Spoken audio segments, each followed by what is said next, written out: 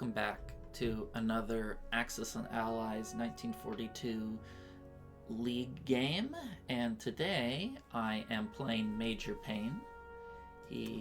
I have played him actually quite a few times on the ladder, and he's a very skilled player. Let's scroll down and find him.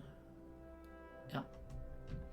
So, yeah, he's, let's see, season 13, yeah, rank 7 allies, rank 8 Axis, very skilled player.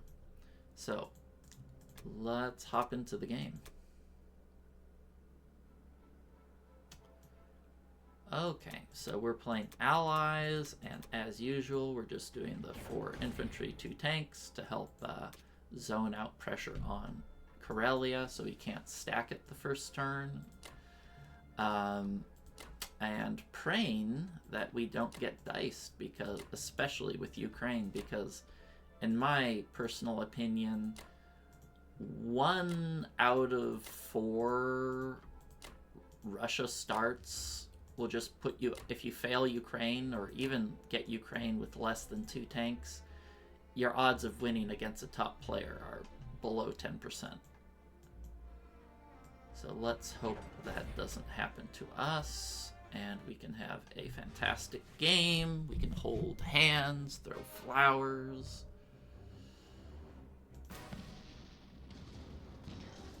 Nice. 4 hits.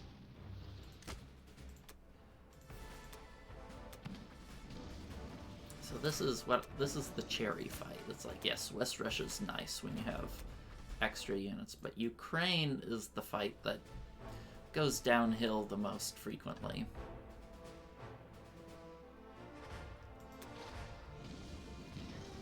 Well, 3 hits. You usually want 4 hits on the starting turn.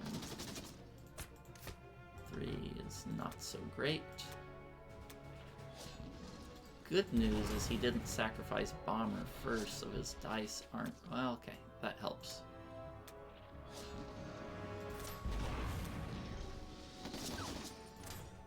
Yeah, let me see what the dice roll were for the second turn. Okay. Okay, so this is an average to slightly above average start because we have 7 units in Ukraine. This is a good spot because, in my opinion, average means allies' advantage. When you just have an average game where the dice do exactly what they're supposed to, the allies having a larger amount of income usually hold the edge. The problem is when you get those bad Ukraine starts, then things go bad fast when Germany can bully Russia out of all their early income.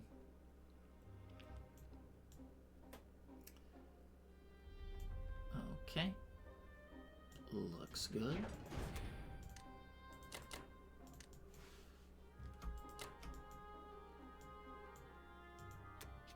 Alright, that's it for now, and I'll see you guys next time for UK1. Welcome back, it's UK1.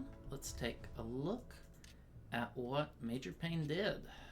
So, he did the bomber buy, 9 land units, and he took the free Karelia, beat season 17, lost 1 Transjordan, got an above average C-Zone 7, and what did he hit Ukraine with?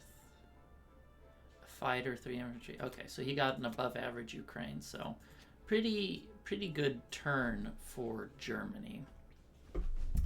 So whenever I see them go a bomber buy and they have more than 2 submarines left in C-Zone 7, I like to not fleet drop and not hit the battleship, because if I don't use the bomber in C-Zone 7 and I still kill this transport, it's like a 3 versus 3 here, and those odds are just...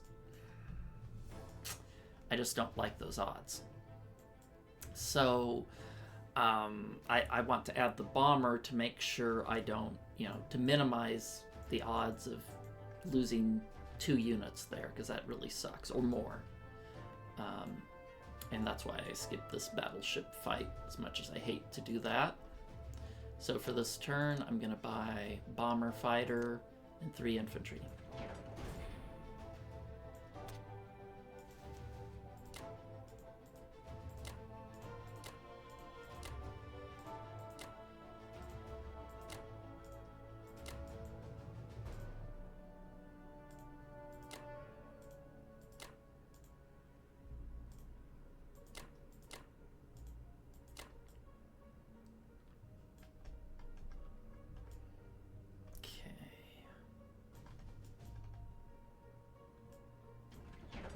See how it goes.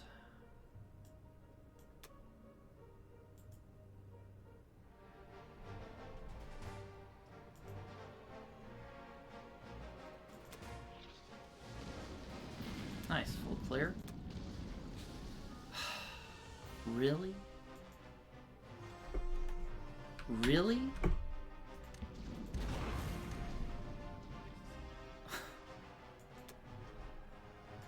Jeez. Well, there goes our favorable start. That certainly went out the window.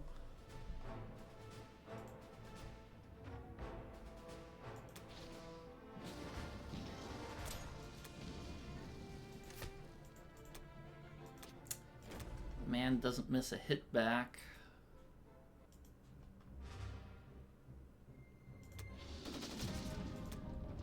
Well, that missed there, but it's not like it matters if that he hits back the cruiser. Well, that royally sucks. I need to put a little defense icon there.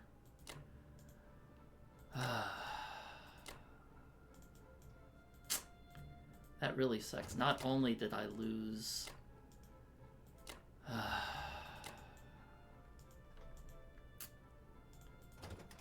Not only did I lose the cruiser or destroyer, I also lost... a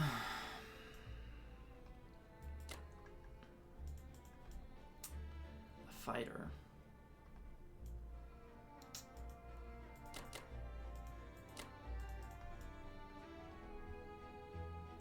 That's not good.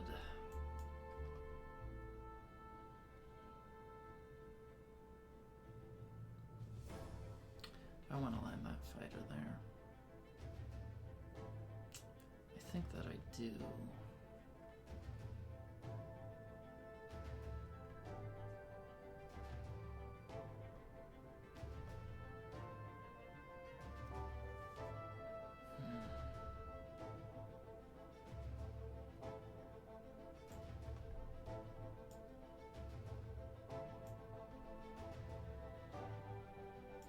That really sucks.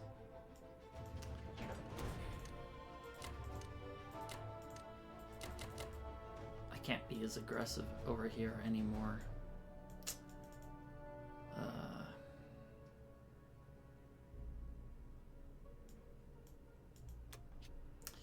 Alright, well, we'll do our best to recover. That's it for now, and see you guys for USA 1. Welcome back, it's USA 1. Let's take a look at what Major Pain did. Alright, and he is a major pain after that C-Zone 7 fight. So he went for the standard 3 transport infantry tank. Took the cruiser, lost none, Burma, Onway, Buryatia. Okay, so pretty average round. You usually lose 2 to 3 units if you skip Pearl Harbor as Japan, so nothing too unusual, except that he dropped the tank here and landed most of his planes, so that means we should keep an eye out on Kazakh, because he might try to air raid that position. So we'll keep an eye out on that. Alright, so for our purchase, I'm going to be buying the standard 2 infantry, 2 transport, destroyer, aircraft carrier. I see no reason to cut corners here. So, I don't really have any combat plans, because Sometimes I'll go for this Morocco hit early on if UK does a fleet drop and I want to like force Germany to choose what target they want to hit. You know, if they want to hit the UK fleet or they want to take the safer, easier Sea Zone 13. So I just want to force them to choose, but in this instance they don't have to choose anything. So that's a little unfortunate for us, but I am going to defend Transjordan. So I'm going to end the turn here with no combat. Right? Yeah, no combat.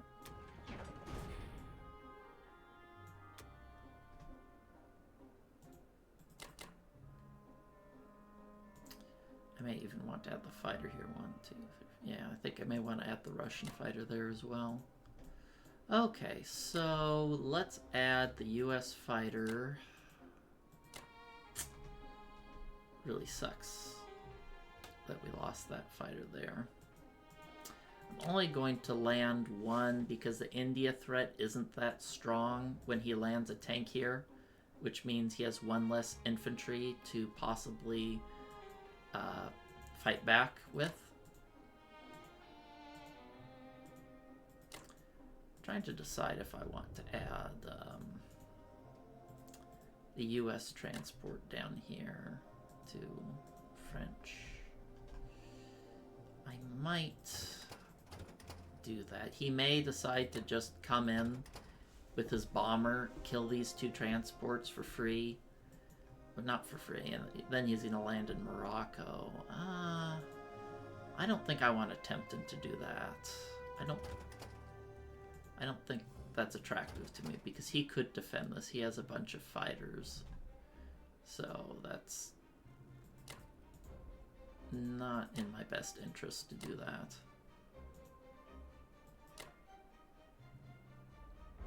Where am I putting this bomber? Put it here. Go 1, 2, 3, 4. No. If he takes Season 14, 1, 2, 3, 4. Nowhere to land. Okay.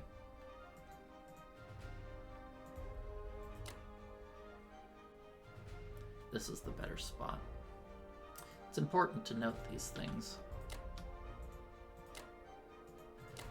Okay, send the battleship down here. Submarine will move to 56, so we can't destroy or block for a free Alaska. I'm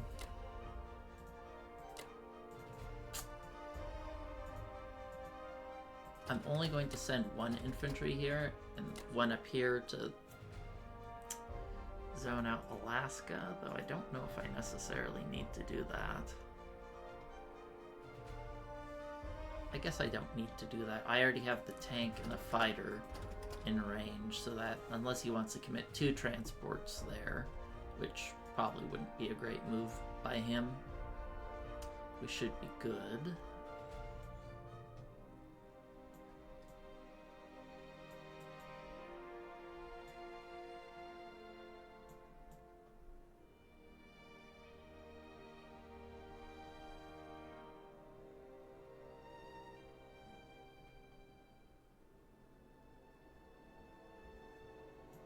Bombers can't hit here. We have these guys here to potentially kill his battleship if he decides to take the Gibraltar fighter. Bombers going here. Okay, I think that should be good.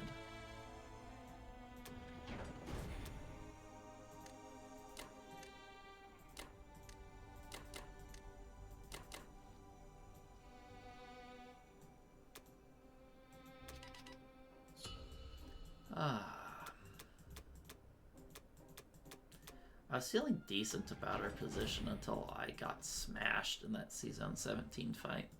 Okay, so let's take 2 guys there.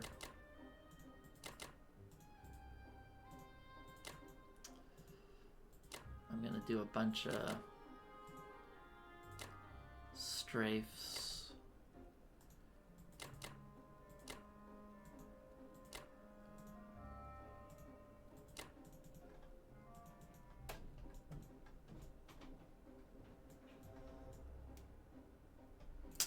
sometimes a little risky to send these little weak strafes here. It's a 14% capture here, but if they do the little 3 stacks, I try my best to punish it. Okay.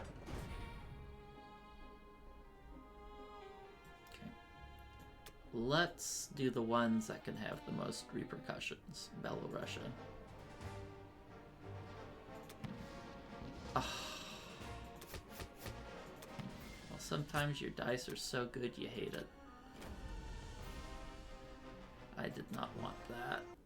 Did not want to capture that. Well, that's probably going to be a loss. We killed 9 units. 11, and he can kill 15 IPCs worth of units back, so that's not the direction I was shooting for.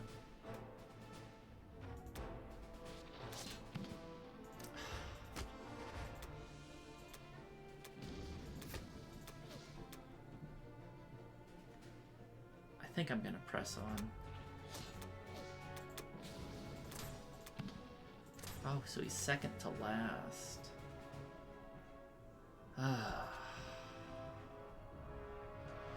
These dice have not been good.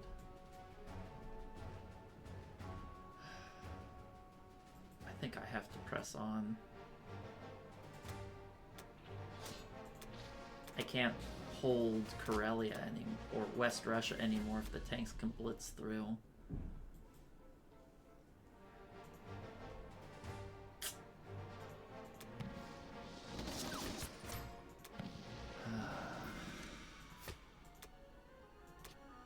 That's not good.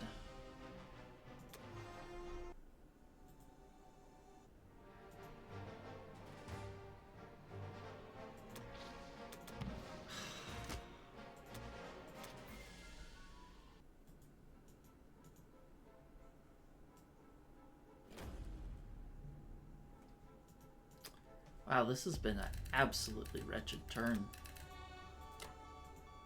Oh, that was bad. That was bad.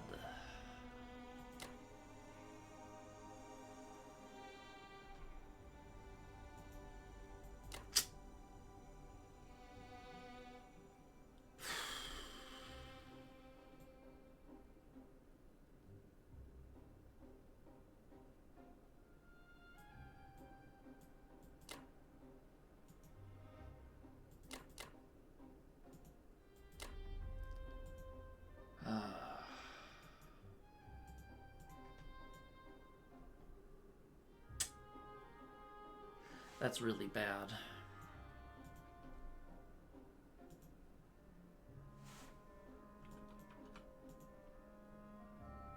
This was a bottom 17. This was a bottom 15. This was probably about average. That was bad. Do I want this tank here to try and block? Kazakh.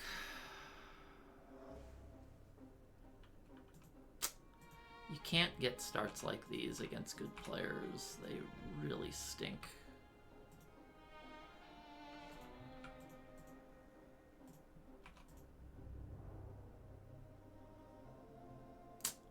I think I'm just going to have to add like an AA gun or something here.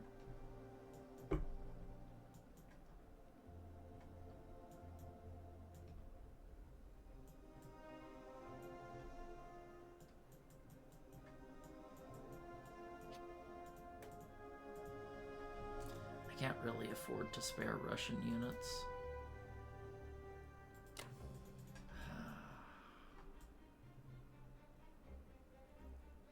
Do I want to reinforce anything? Do I want to add an AA gun anywhere? Like, I feel like that won't really help. That'll just dig a deeper pit.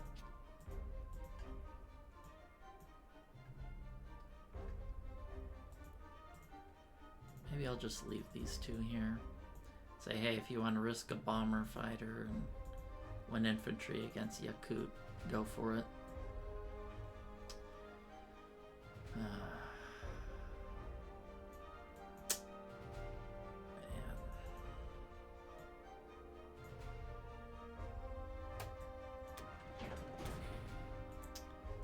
Such is life.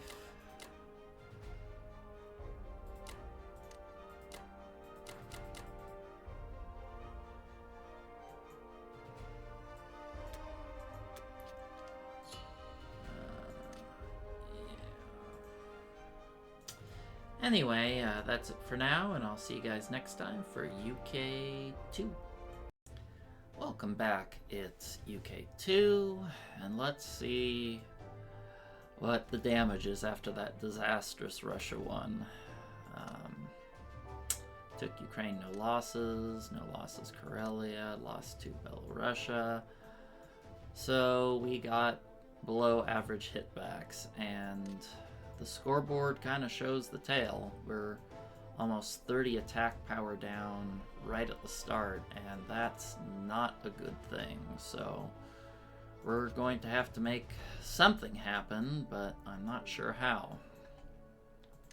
So I'm going to do a fleet drop and 3 infantry for India, and we'll see what we can get done.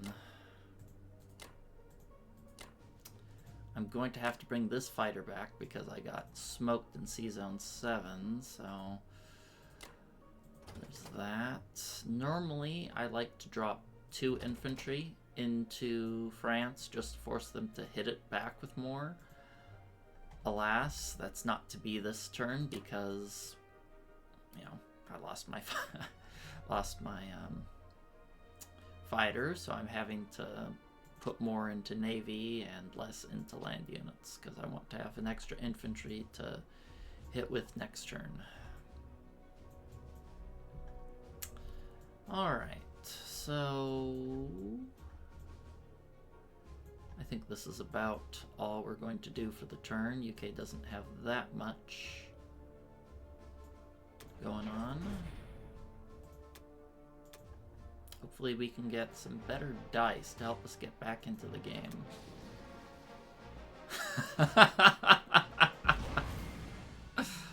Oh my goodness, I think we're doomed. You can't have, against good players, you can't have dice this consistently bad at the start. Like, you can try to come back, but man, I've lost so much value as Russia. I've lost so much value as UK in planes. I'm a bomber, fighter down. I lost the cruiser. Things are not looking up. And to top it all off, I think I have to move everything back to defend India because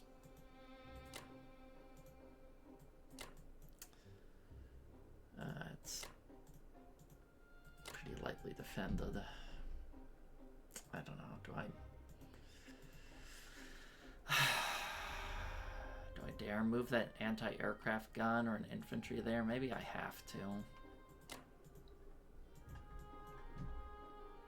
That should make it. Well, let's run the numbers. Let's run the numbers.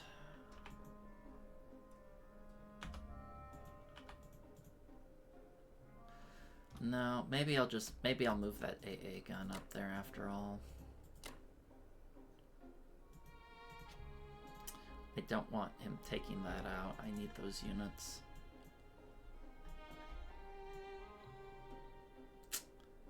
Oh, this game is just horrible.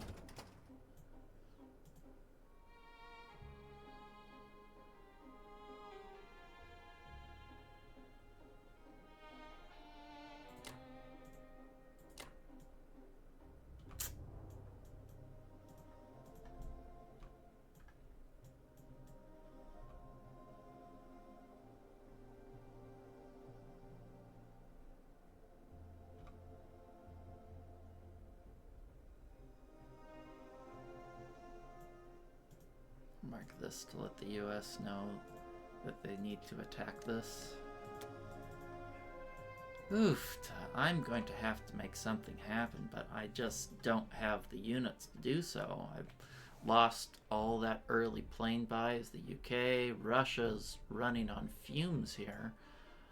I'm not sure what to do. Not sure what to do at all.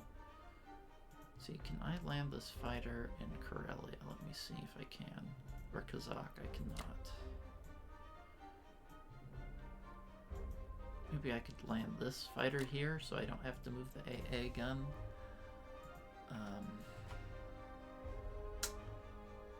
No, I'll still need it. I'll still need that AA gun there.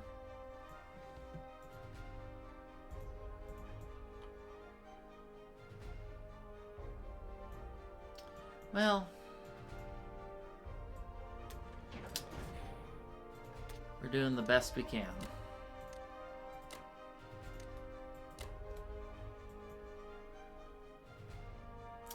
Doing the best we can, which unfortunately isn't very good, but keep tracking at it.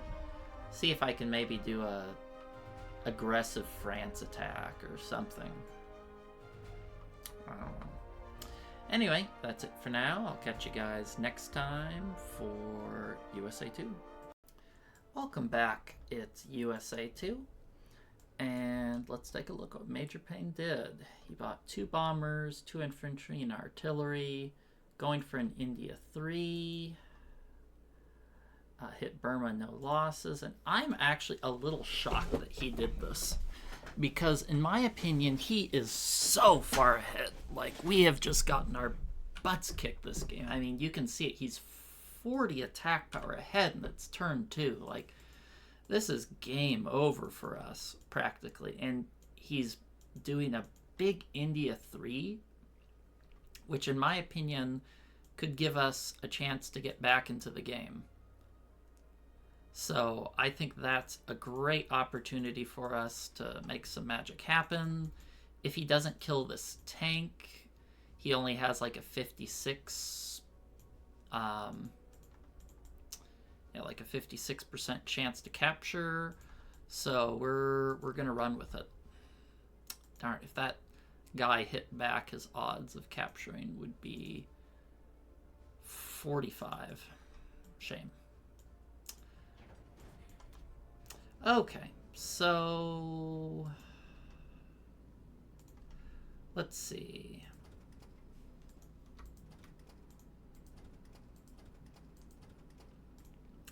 I have to change my plans a little bit. I was going to hit this with 3 units, but I absolutely have to take out this battleship. It's a 61% chance to clear. I can't let it live, though, because, you know, otherwise he can drop off here, definitely kill my poor tank, and things are going to get bad. We're going to try to attack Sikeng here to preserve, to punish him for what he's doing and get some extra income. Hopefully it works. I was considering whether or not I want to land these guys here in France, or sorry, C-Zone 3. It's not super appealing right now because he can just attack it and take it back, and I certainly don't want to sacrifice 2 transports. I better put a little marker here to be cautious of drops there. In fact, I think I'll take a tank there and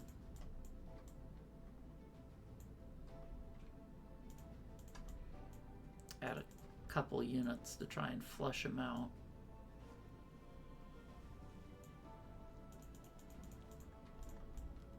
I think that's all I can do. It's really important that I win these 2 battles here.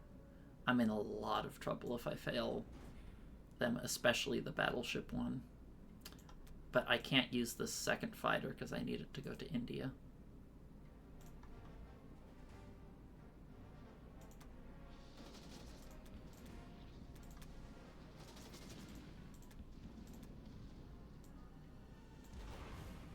We take those.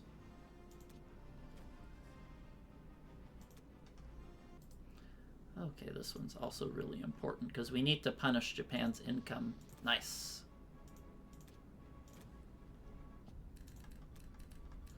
Okay.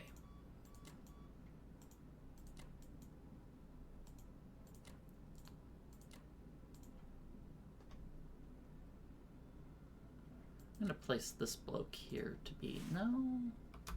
Let's place him here so I can reach these seasons. Well, maybe I'll try and be sneaky, actually. Because he's going to want to send his units up here.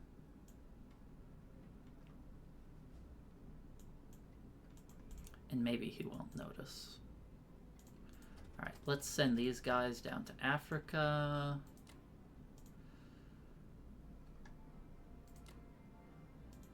I'm going to send these blokes up here to...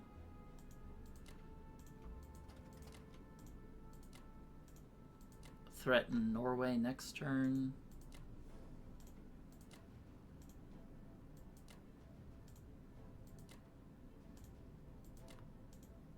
What do I have here? 5. That should be enough to defend it. I'm adding an extra destroyer here to discourage him from hitting the UK fleet. Not that it's that appealing.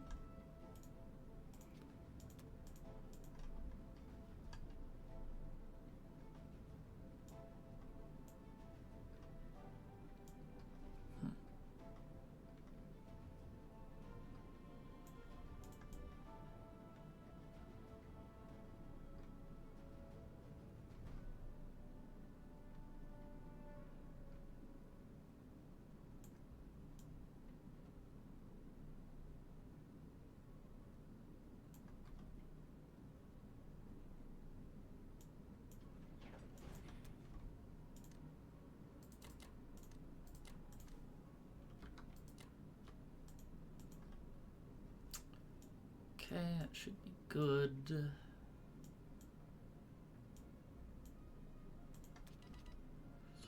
Okay, and Russia, I'm going to do a little bit of a rare buy and add a tank into the mix. And the reason for that is if he does go for India, I want to have a little bit of extra meat here to blitz down and retake it. Or...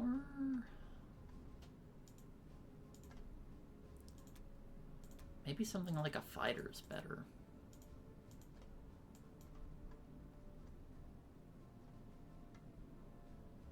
Because fighter has a little bit more overall utility. I don't know if this is the best play. Okay. Now...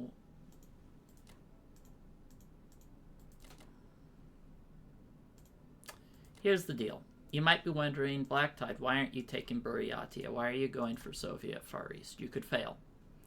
And I know that.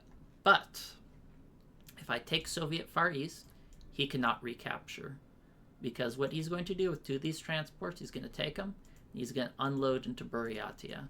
If I take that, then he'll just kill it. This guy will move forward, and I don't really gain much. Whereas if I take this territory, I get to hold these 2 territories for an extra turn, which is worth something. I really wish I could do something with this fighter, but alas, I cannot. Alright, this is the best way forward. Ugh, I just don't have a lot of good choices. This is the only territory I can attack with the fighter and still take it to India, even though I'd much rather take out Karelia. But you gotta make sacrifices when you're in a tough spot. Okay. Nice. Let's hope that this could be our window into the game, because if he just played it the game standard, well, that's not good.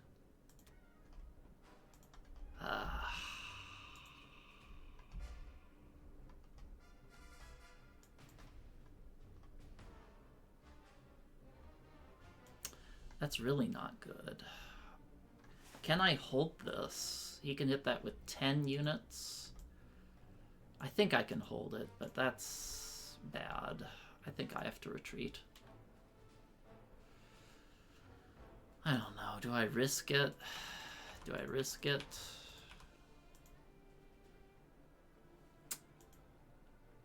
I think I have to retreat. If he gets 2 hitbacks and I lose that fighter, it's just game over.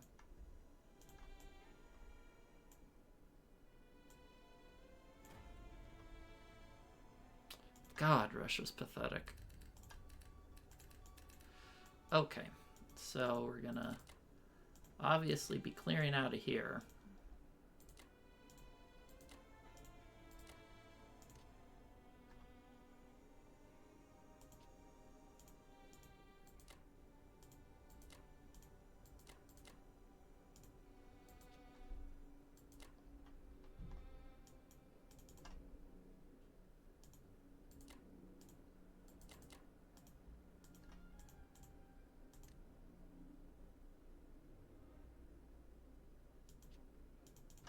How safe am I here?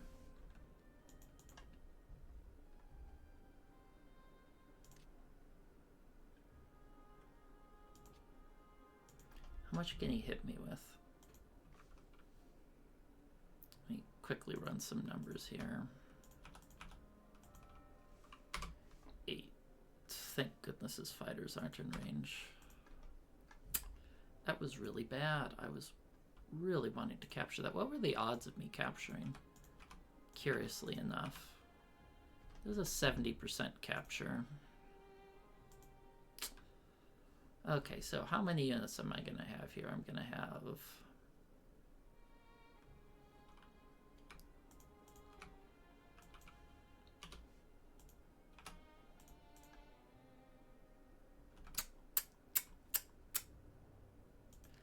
I do need to have that infantry there to prevent Japan from taking it. He's going to have a pretty good chance of clearing me, but I just can't. He seems very much that he seems like he wants to take risks. What if I keep an artillery back? How does that look? Looks a little better.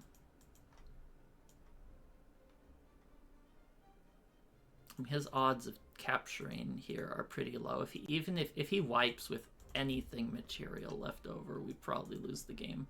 Because look at my attack power. I'm at 28. It's turn 2. I'm at 20, or turn 3. I'm at 28 attack power as Russia. I don't have a lot of meat left on me. And that didn't help.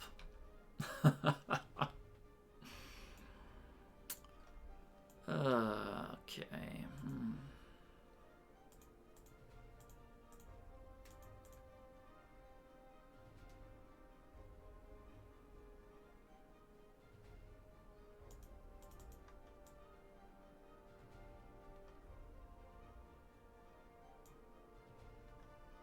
I think this is reasonable.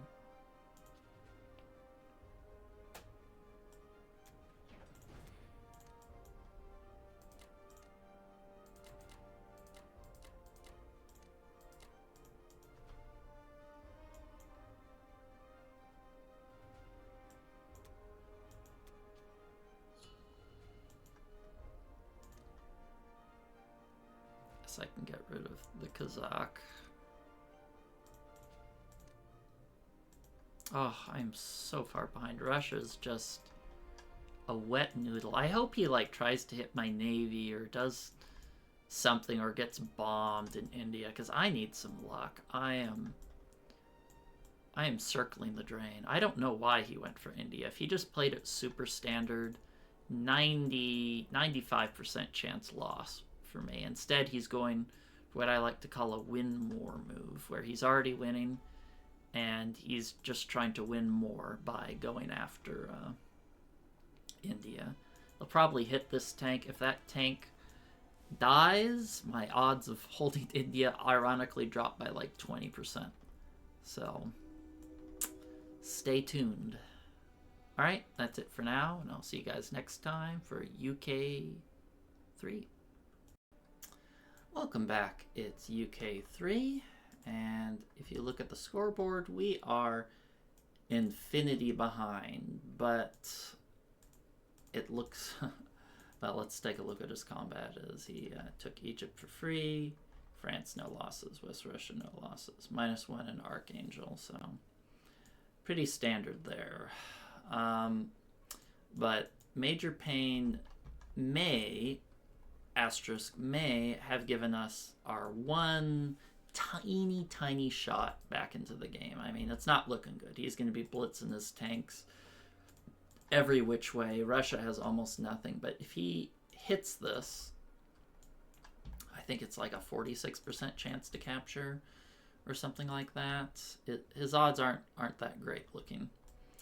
And we get lucky, we can be back in this game. And because my strategy relies on being lucky, I am not going bomber first. We can't win this game by playing safe. We need to win. We win this game by Major Pain messing up. So I'm going to be buying 2 anti-aircraft for India. Of course, we're going to get 6 AA hits. Destroyer to block. I guess I can show it from this screen. 3 infantry and a fighter. Alright. So first things first, going to be landing these guys here in Finland. And he shouldn't be able to attack this with anything more than a bomber, so I'm just going to land 2 aircraft carriers there.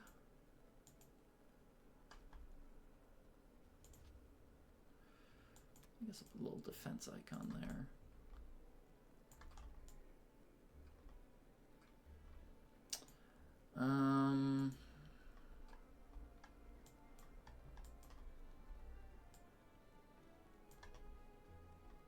I don't really have a lot I can do with this bomber, do I?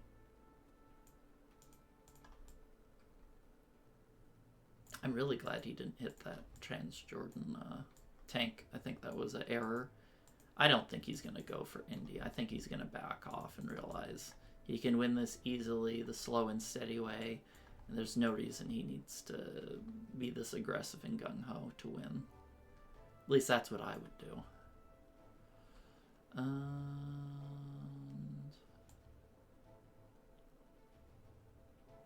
Yeah, I think that's the only combat. I could consider hitting this with a bomber and these 3 units. Not good odds. Not a super big fan of that, so I don't think I will.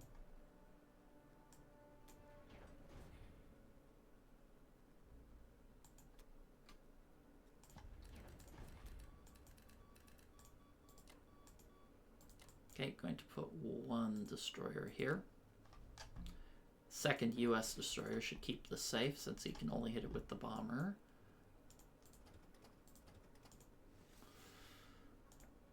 I hate these games. These sort of games where you're just in such a deep pit. I'm very glad he did not decide to take us out with... I don't even know if I can hold Moscow. I think I can. I'm like the little train that could. I think I can. I think I can. I guess I can just leave this sub here.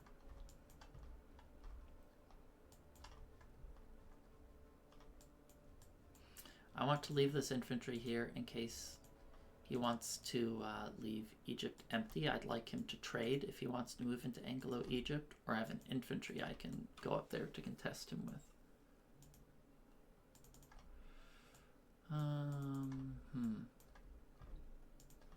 Do I want these fighters anywhere? Maybe I'll put one of the fighters here so it can go to India if he wants to keep stacking it. I can hopefully pull out some extra units. I bought a fighter, right? And if not, then I just miss out on that guy being able to attack, but that's how it is.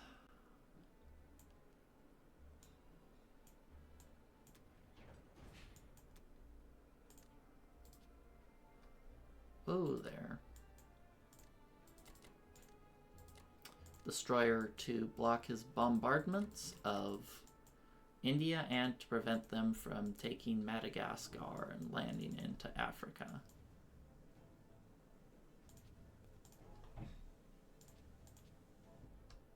Okay.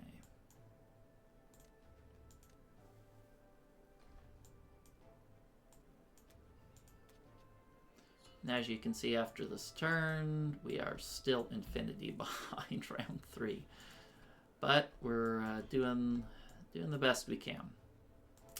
Alright, that's it for now, and I'll see you guys next time for USA 3.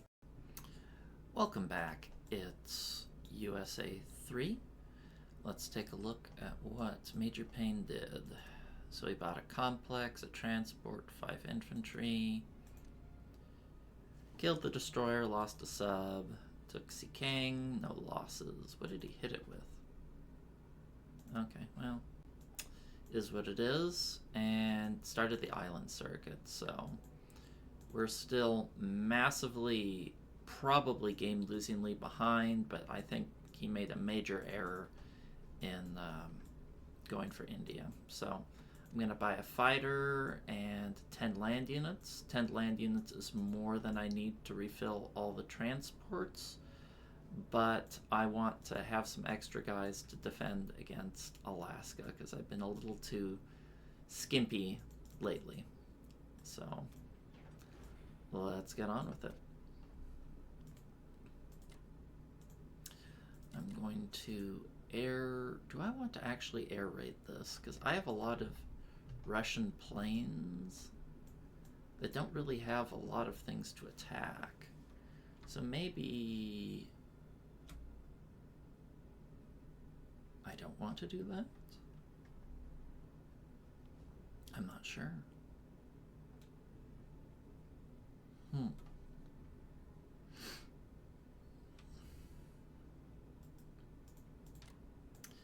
Well, I think I'll go for it anyway because I'm behind and I need to make something happen.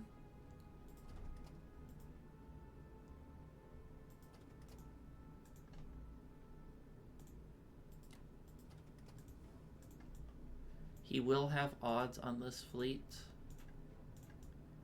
but that's just how it is. Maybe I don't want to do that air raid.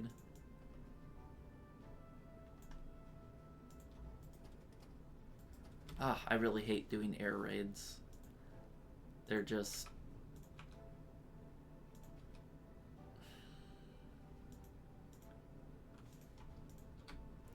I don't know.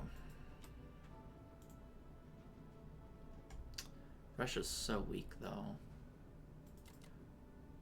But Russia has enough planes. If they didn't have enough planes, I wouldn't be doing this, but they do.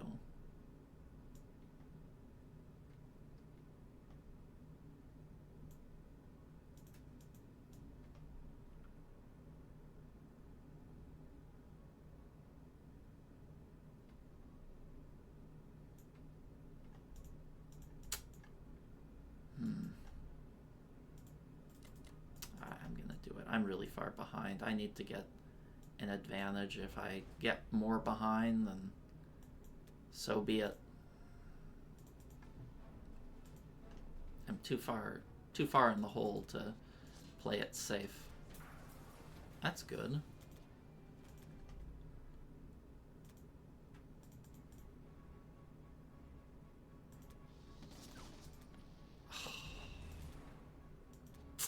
That's what I was afraid of. Well, when you're in a pit, what do? You dig a deeper pit.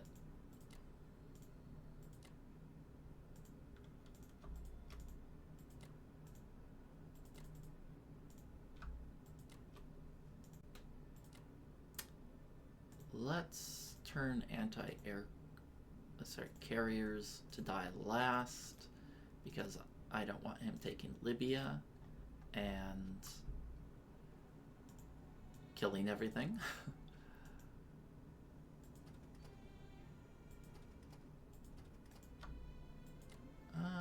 let's not do the infantry there. Move these guys forward to prevent him from going deeper into Egypt.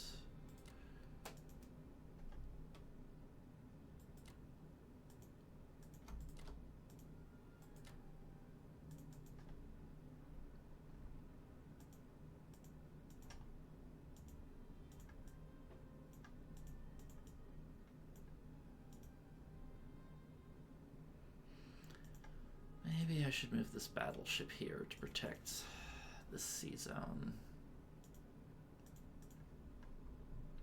I'll be missing out on bombards, but I think it's more important to keep everything safe.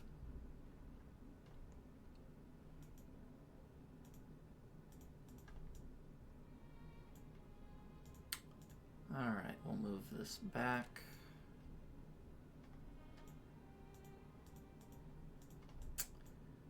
Oh, at a cruddy turn. Losing that fighter. I knew the risk, but we've just had such a terrible game, I felt I needed to take it. Take the risk.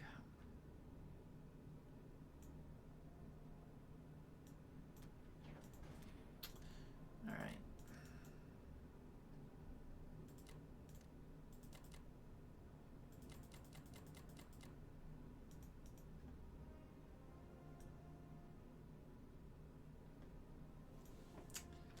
I guess maybe I'll put one of the artillery there. No, I like the artillery where they are.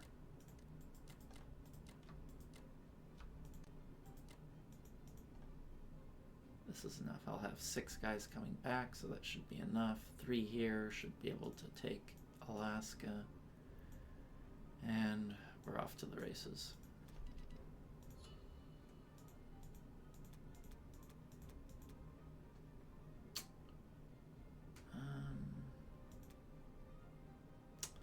Don't really like buying this many artillery. We'll save some money up. Okay. Well, I have a lot of fighters. Let's put them to use. Normally, I would consider hitting Sikang to prevent him from taking these territories, but that's not really a threat because Germany is going to take all of it. Huzzah!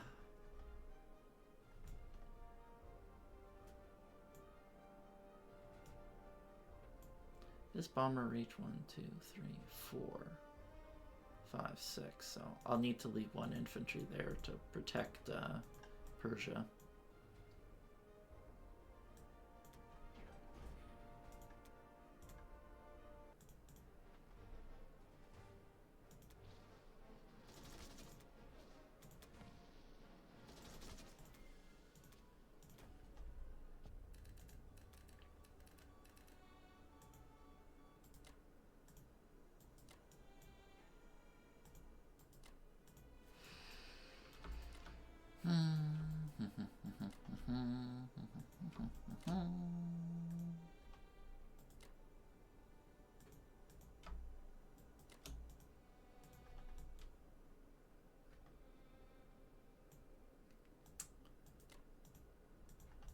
Don't want to leave this for him. I don't want to give him trades with his planes.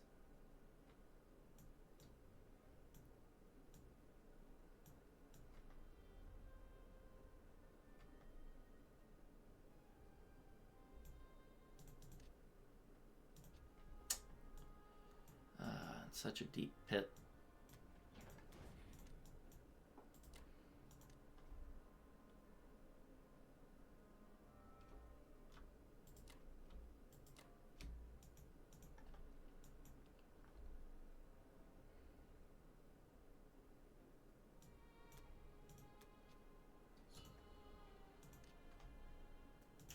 Such a deep pit. Having to take big risks. Normally I wouldn't expose my fleet like this. But I don't think he'll likely go for it. That'd be a huge risk for one transport, and I got plenty of other fleet to fill it up with. So I don't think he's likely to take such a big risk when he's in such a dominating position. And it has a minor impact unless he gets good dice. But, well, we're doing the best we can to salvage this husk of a game. Alright, see you guys next time for UK4. Welcome back, it's UK4. Let's take a look at what Major Payne did. So he repaired Berlin, hit Southern Europe, Ukraine, West Russia, Northwest, Libya. We got pretty good hitbacks, all things considered, but as you can see, we're still infinity behind here. But we're gonna do the best we can. We're gonna take some risks and hope that they don't blow up in our face. So I'm gonna buy 6 land units and a plane. So let's start out with something easy. I'll just go here and take France. Take this guy, pick up 1 infantry to hit here, and we'll take this bloke, take 1 infantry, and we're gonna try a suicide hit on Northwestern Europe to check his defense profile. Okay. As for here, I would really like to get rid of this blight. That is the German presence in Africa. I'm a little happy he decided to move there and give me good odds. If it were me, I probably would have attacked Anglo-Egypt, so the UK couldn't hit it as cheaply, but well, I don't think there's anything wrong with his move per se. This is too much here to hit.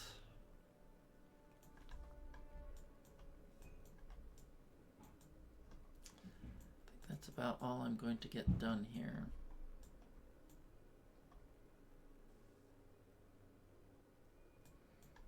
Man, I have my fleet stretched so thin. But I can't be bothered. I can't play this game slow and safe and hope to come back.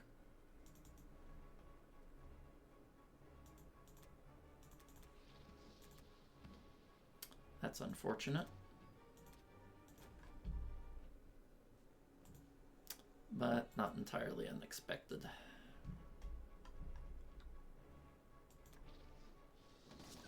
That was garbage.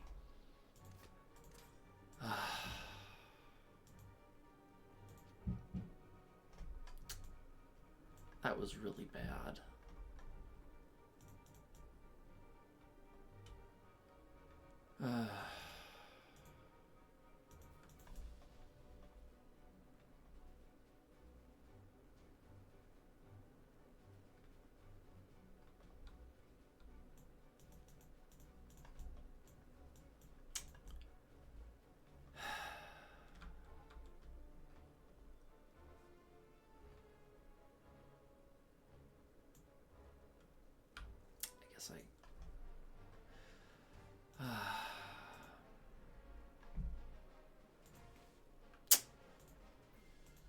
Do I go again? I don't think I do. That was dog doo-doo. Got 1 hit.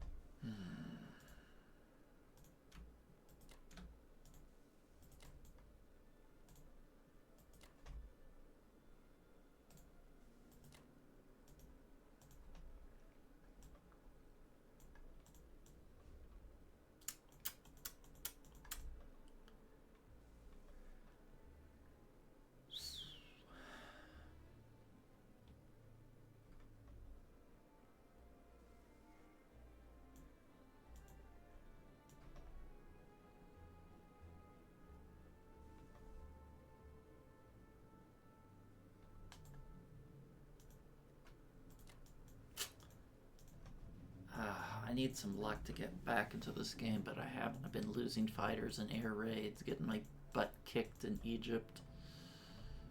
Ugh.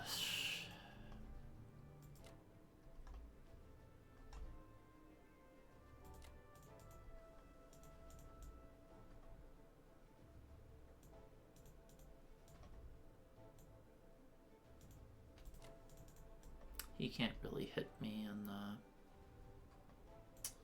India right now, right?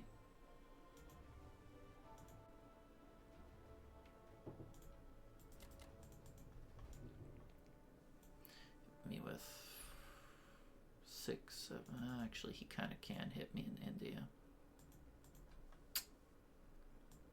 I don't even know what his odds are. I guess I'll have to plug it into the calculator. Let's see what his odds are.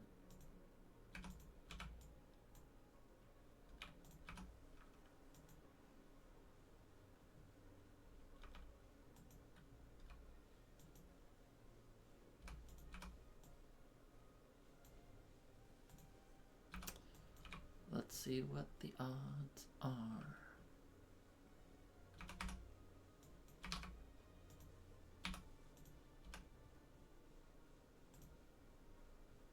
$50-50, okay, I can give him those.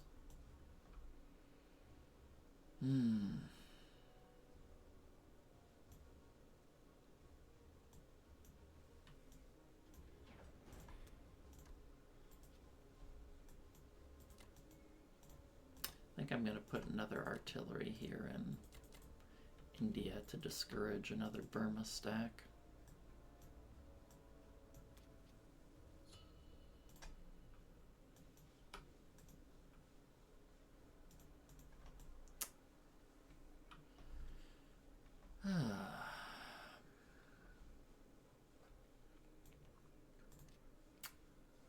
Yeah, that turn certainly didn't help us close any gaps.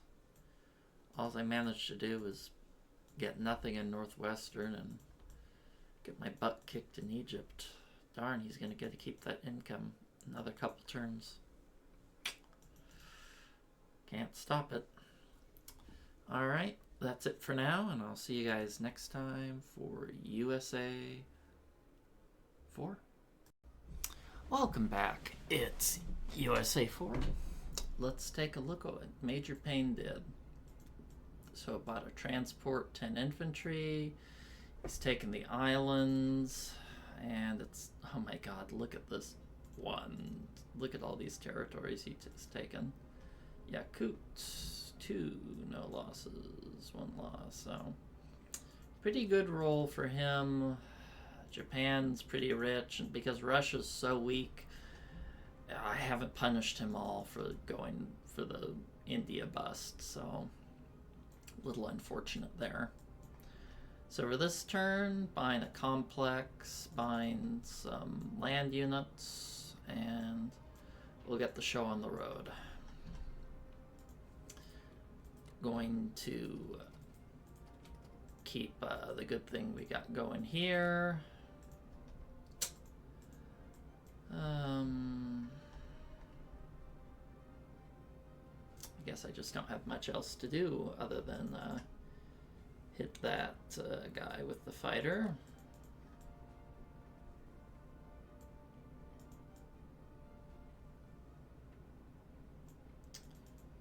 Yeah, I think that's about all USA has in the tank. I could try to air raid this.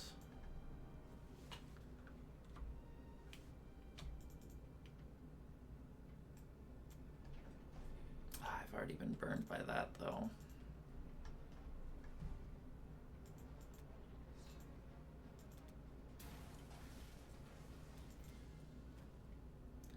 Alright. Got something done there.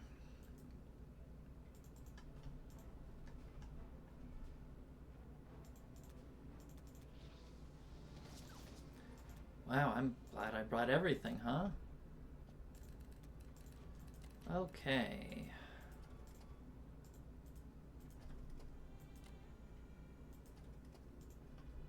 I guess I can bring the battleship there.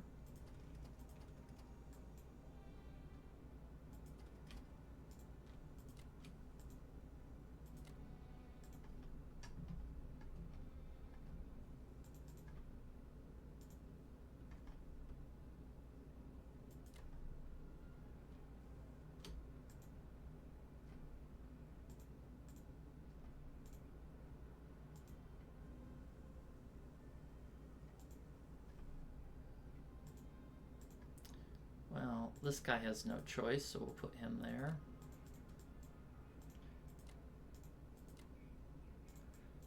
I'll load. Can I load this up? I cannot.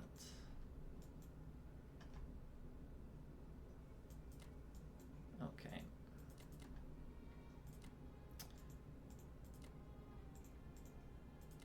Move these guys hither. Guess I can put the aircraft carrier there.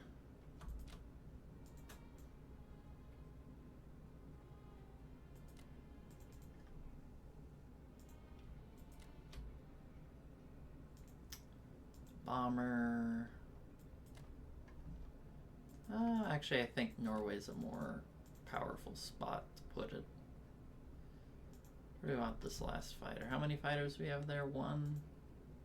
I guess I can place another here.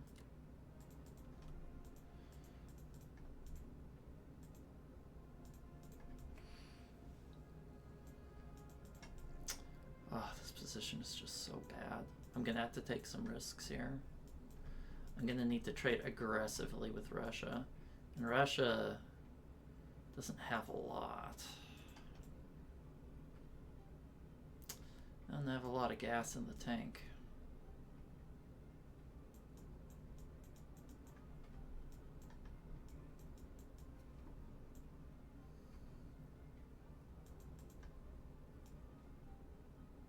I think I'm gonna need to go for a YOLO on Moscow or Berlin at some point very soon.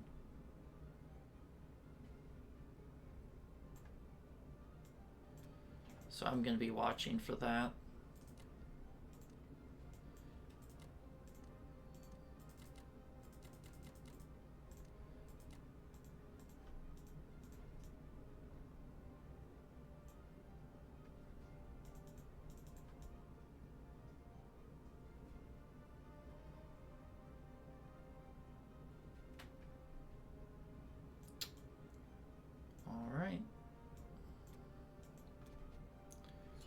Russia's up.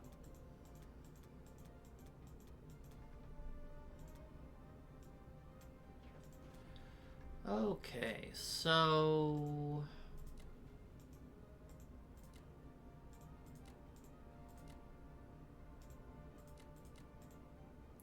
for here, I want at least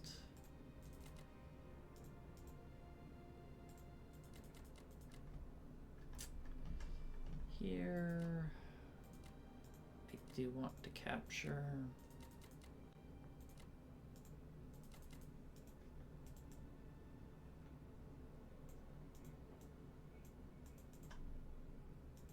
Do I add an extra unit here?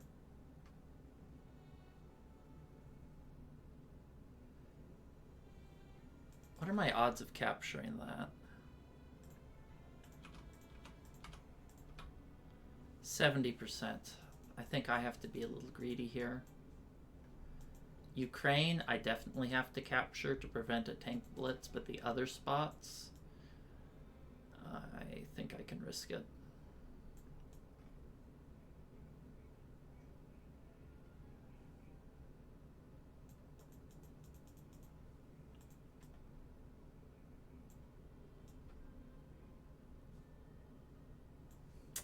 I don't know. Do I add an extra infantry?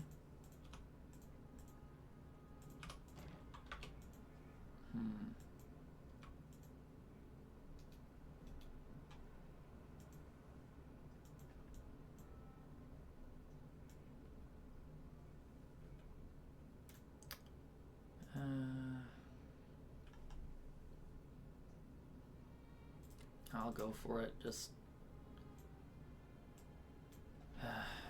to hope I can pull him in enough situations to YOLO onto Berlin. I honestly don't really have a good plan right now. Oh, really?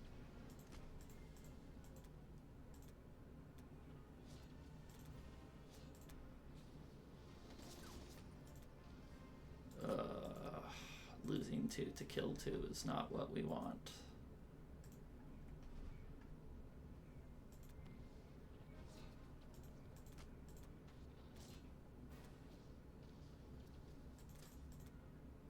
That's good.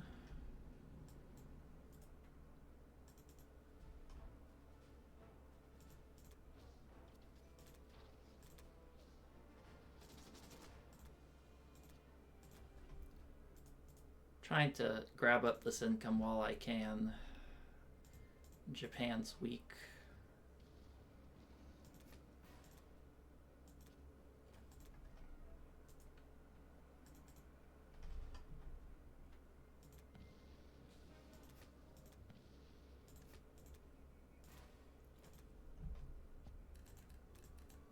Okay, I'll move the anti-aircraft gun there since this spot's a little weaker. Well,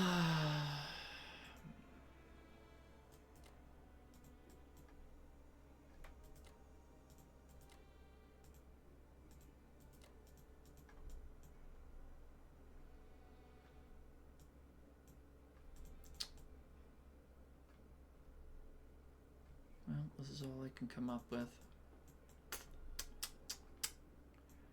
I mean, all things considered, our results were pretty strong, other than maybe Ukraine.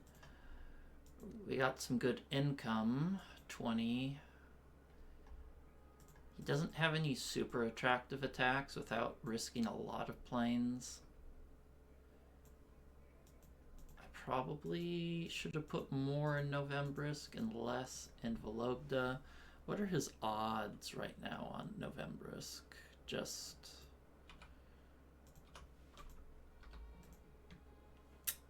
slightly positive, so maybe I'll put defend there. Yeah, I should have put less in Vologda and more in Novembrisk. For some reason I thought his tanks could reach when they cannot. Didn't want to stack Kazakh because he has, 6 planes in range and all of that, and if I stack Kazakh, I'd pretty much have to give up all the other attacks, which I wasn't eager to do. So hopefully, I mean, Germany's still strong and rich, but he's being a little, I don't know. Yeah, he's got pretty big France stack. He's trying to stack France, Italy, Karelia, and Berlin, so he's stretched a little bit thin. So I might, he's going to have to balance this very well. I might be able to find a chink in his armor if I'm fortunate. So we'll keep trying with that. I thought I had an aircraft carrier here. Oh, I did. It just looks like the planes are in the United Kingdom when they're not. Okie dokie. Well, that's it for now.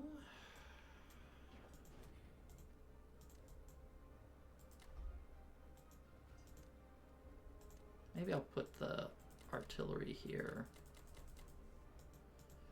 because I have enough artillery here. Just want to be able to retake Ukraine if need be.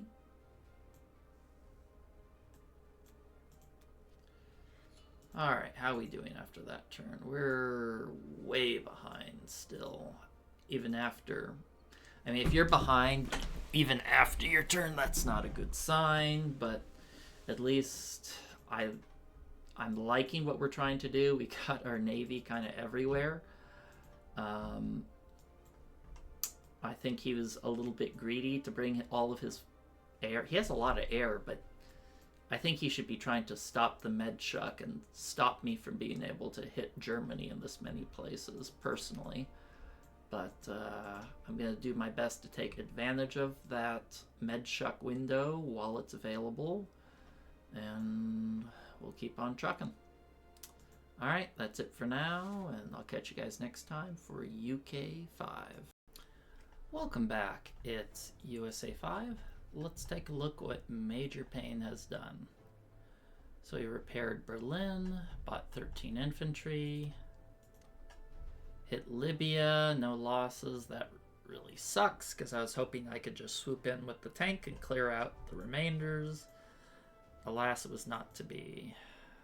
Lost 2 in West Russia, 1 in Southern Europe, 1 in France, nothing in Ukraine, Baltic states. So he got some hitbacks. We got some decent hitbacks that turn. But it's also partially because he's hitting so many places he can't focus in as much as he probably wants to. So for this turn, I'm going to buy 8 land units and a fighter. I'm going to keep building up my Air Force. All right. I'm just going to blitz here.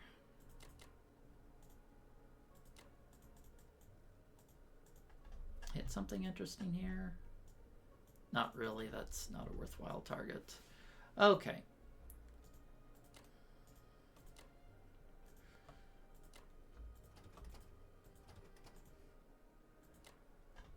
I'll split these guys up.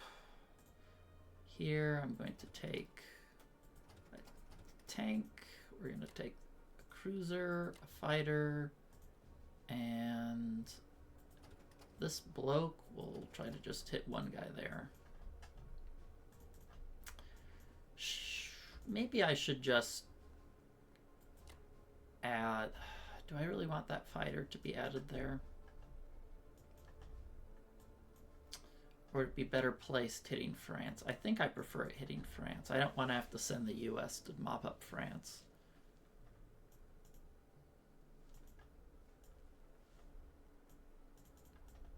It's nice that we're able to hit all these territories. But the score tells the tale.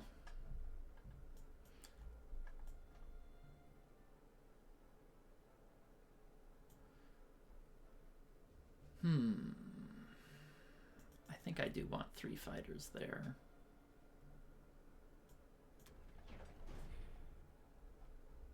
What's favorable? Karelia? Yeah, makes sense.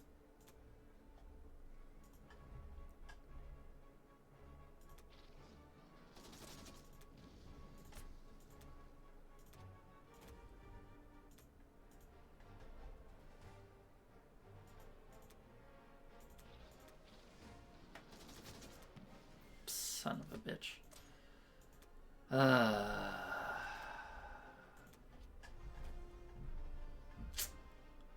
That wasn't good. I guess I'm gonna have to hit it with the US.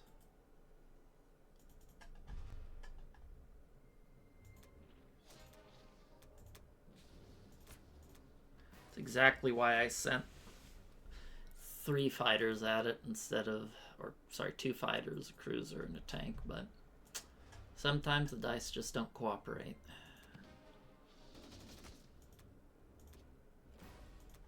Nice that we captured that so we don't have to worry about a tank blitz.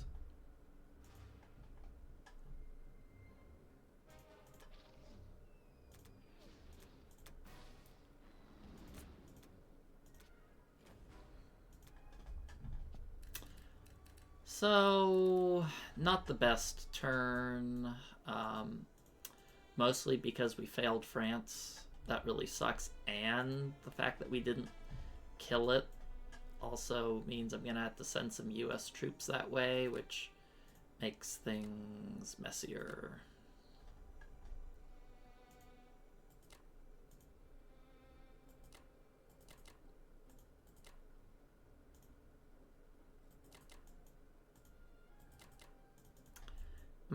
How safe am I here now on India? Because he kind of rerouted his troops. He's going heavy for the island, so he can hit me with...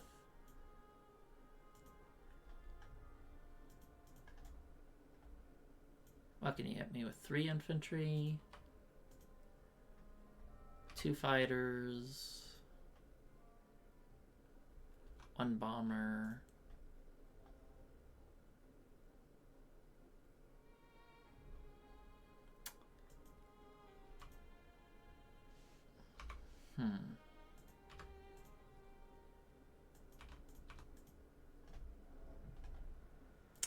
How many units do I need to hold this? Actually, 4 fighters, right? 1, 2, 3, 4. I can actually shovel out quite a few units out of here. Right?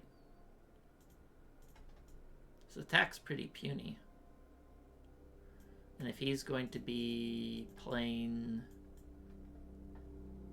you know, really light over here, then, well, I wonder if I could even stack Burma. I did not think of that, but no, that's going to be a lot harder.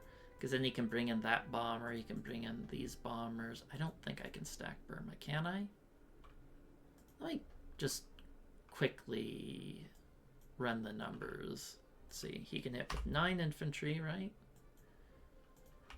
4 fighters, 3.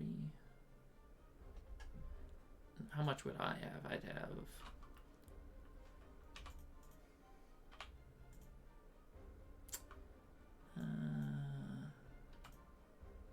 no, the odds don't look good for me. Well, or maybe they do. See, how many units can I shove in here?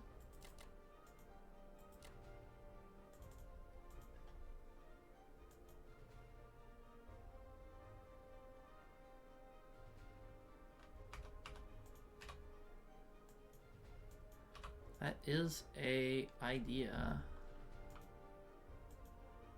That might be one of the things I can do to help get myself back into this game.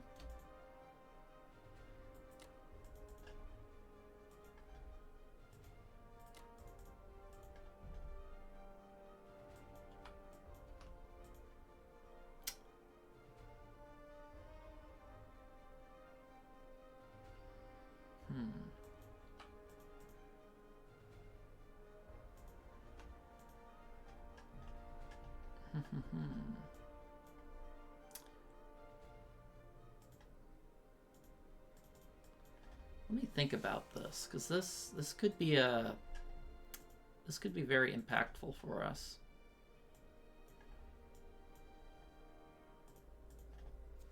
These fighters can't reach India, right? They cannot.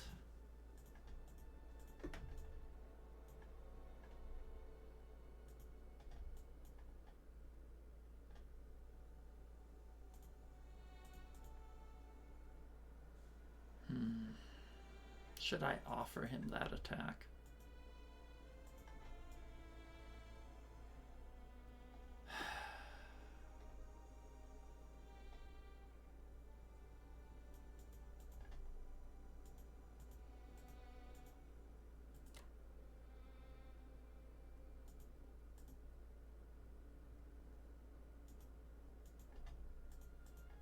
Maybe I should. I don't know.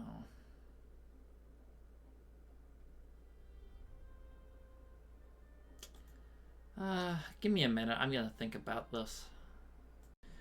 Okay, I thought about it. I ran some numbers. If I put all 16 units here, it's IPC negative for him to hit. It's IPC negative for him to hit here, and I am so far behind. These are the sort of moves I need to make. It makes sense. If I were behind, I would absolutely not give him like a 50% on India or a, you know, negative 3.1 on Burma, but I am very much behind, and I need to try to figure out a way to gain ground, and I think this is a opportunity for that, since he has a large portion of his fleet taking the Pacific.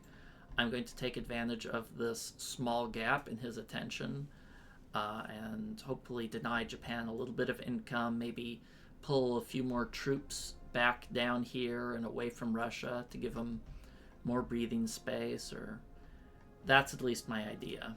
So I'm going to go for it. Hopefully it doesn't blow up in my face, but I think considering how far behind we are, 70 attack power. Even if we were even in attack power, allies are usually behind. So I need to, not 70 behind in attack power, 31. But I think I need to do this, and I will.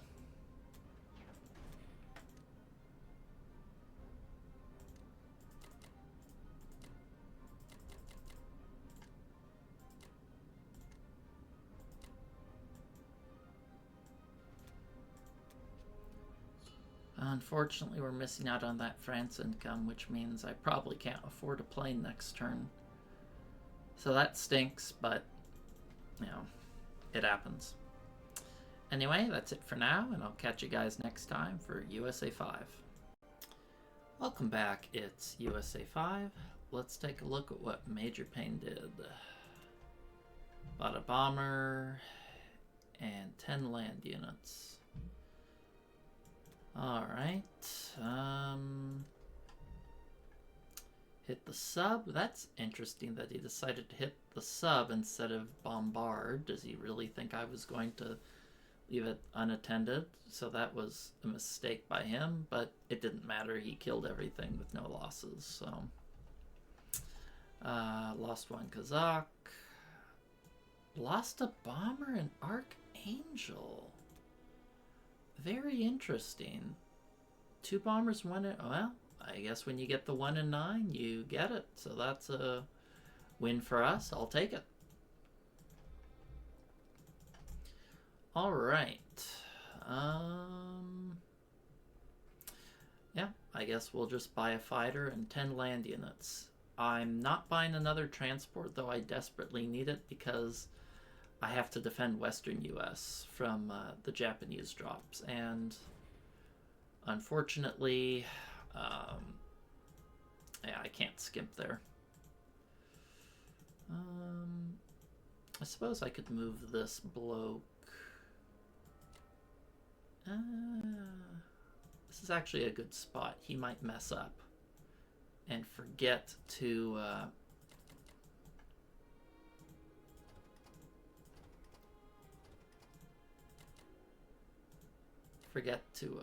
disengage, so I'll leave that guy there as long as I can remember to disengage.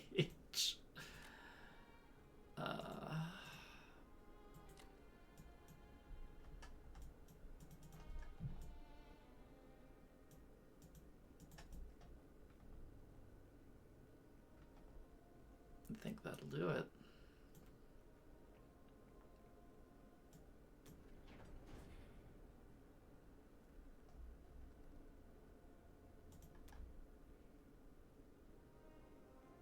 I guess it forces me to do the amphibious assaults.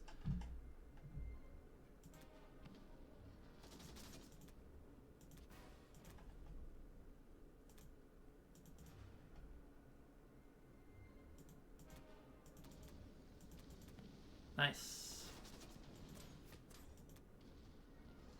Not so nice getting 2 hitbacks, but...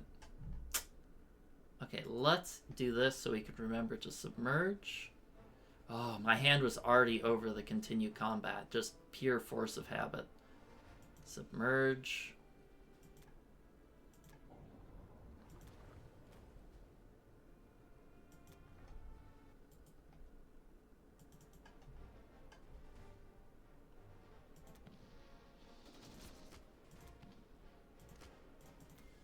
Got it. Okay, let's move an anti-aircraft gun there to discourage him. I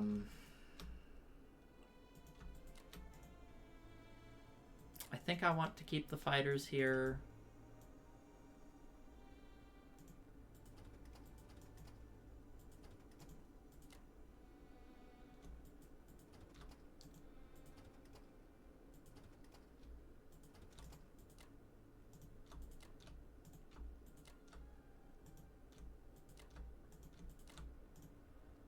I think I like having the fighters there to help defend Western US.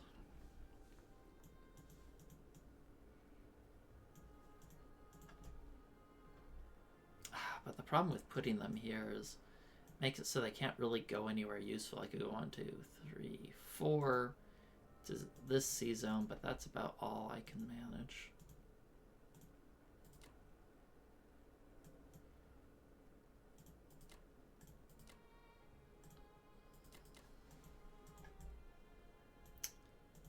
I guess I'll move an extra artillery there as much as I don't want to. I swear this spot is like my bane. Getting my butt kicked in Africa.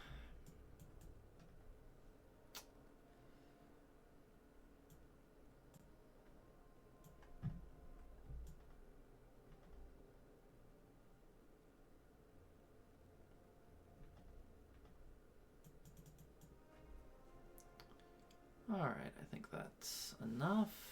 And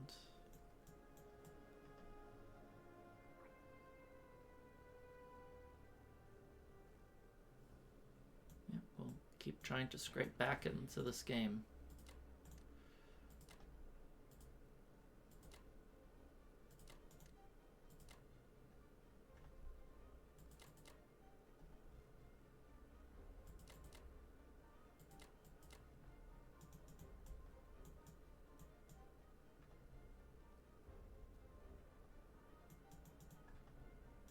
Don't think he'll hit here, but he might. But we have to take that risk.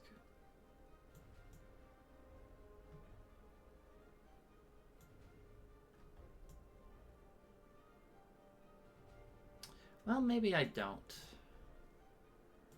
Maybe I don't. Maybe I can put...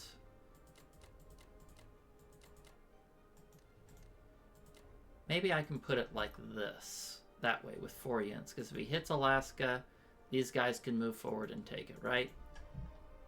If he hits here, I can move the Western Canada guys there. I only need 4 units for these 2 transports.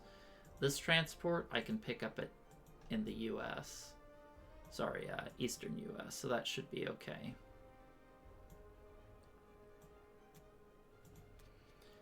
Okay, Russia.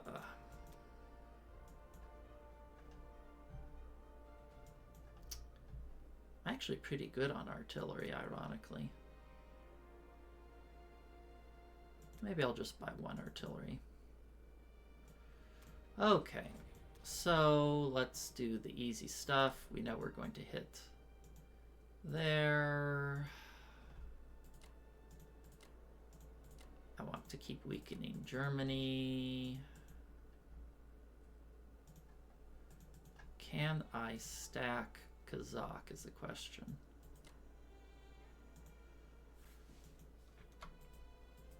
And keep Moscow safe. I don't think I can. I do need to make sure I take this so that Germany can't just... Well... Yeah. If I take Ukraine, Caucasus isn't going to be attractive to him because he can only hit it with his bomber or be forced to land his planes here. I think I'm going to be forced to defend West Russia. I don't think I can stack these places, other places safely. I'm really weak with Russia. Quite weak.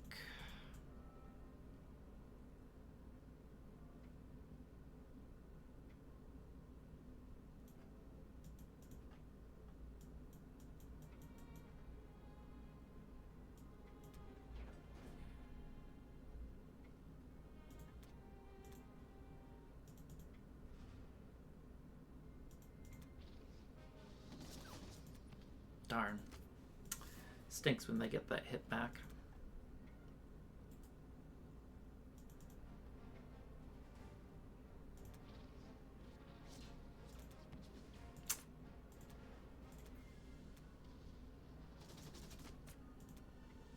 Alright, got that one. Hope I'm not trading too heavily here.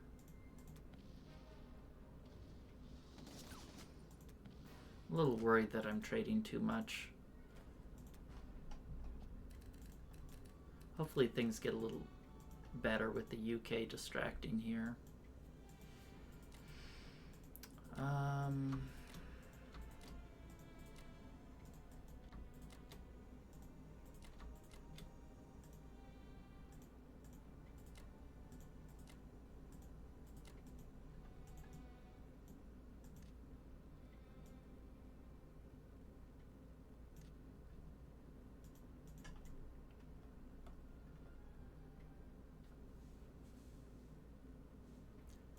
should make us safe. Oh, I'm so glad he went for that India bust, honestly. If he would have just played standard, I still probably lose this game, but he would have had no chance if he just played standard. I would have had no chance. Fen Novembrisk. Novembrisk is okay now. And I'm just going to let him take these without contest. I don't want to give his planes more targets than Kazakh that I mostly took because I don't want Japan getting at Caucasus.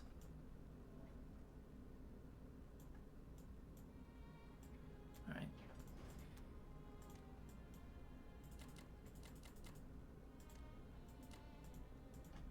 How safe am I here? Let me just really quick run these numbers just to make sure I'm safe and can afford to put anything at all in Caucasus.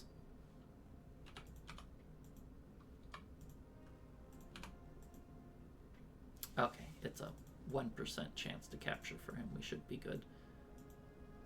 I'm gonna try and distract him with Caucasus here, because if he wants to hit Caucasus at all with anything, there's a decent chance I can stack Karelia. And once you get Karelia as the allies, that's when the game starts to really turn around. And you can start reinforcing and helping Russia. That's when the game can turn into your favor.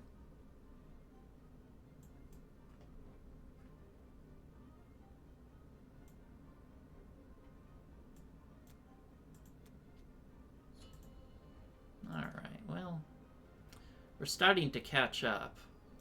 I think he's been how do you say, a little too he's divided his attention a little bit too much.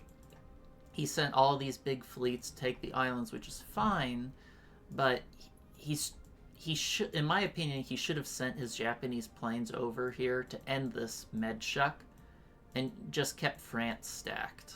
End the Medshuk, keep France stacked, keep Karelia stacked, choke me out. I'll have no way to win. Now he's letting me bleed him in quite a few territories. In fact, there's a reasonable shot at a Karelia stack for us next turn. You can see like he's put 10 infantry in Poland instead of Baltic states, so we'll see if we can get anything done here. Alright, that's it for now, and I'll see you guys next time for UK 6. Okay, welcome back. It's UK 6, and I just spotted a major opportunity. So you can see that Major Payne paired 1 on Berlin, bought 13 infantry, hit France, lost 1 Northwestern, lost 1 Ukraine, 1 Baltic, nothing in Caucasus. So decent hitbacks for us, but the major opportunity is he decided to stack Caucasus and gave us the opportunity to take Karelia. I can stack Karelia, and as long as I prevent him from blitzing in through West Russia, I can do a lot of damage to him. And that's exactly what I plan to do. So for this turn, 8 infantry and a fighter. Okay, so can this fighter even hit? Not a lot, okay.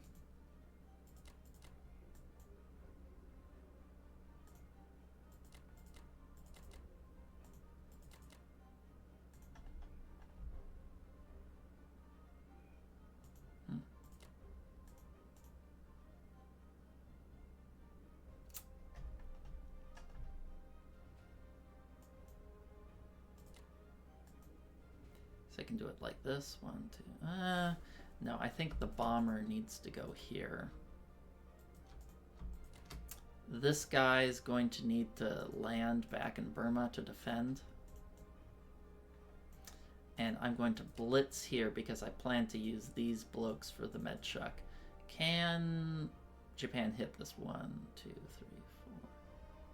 No, they can't. And the USA is defending itself, so it should be okay. Really wish I could do something with these, but I really do need to send everything and the kitchen sink over to Karelia. I can't be greedy for that juicy, juicy French income. I need to keep my priorities in line. Okay, so let's keep trying to trade with Japan.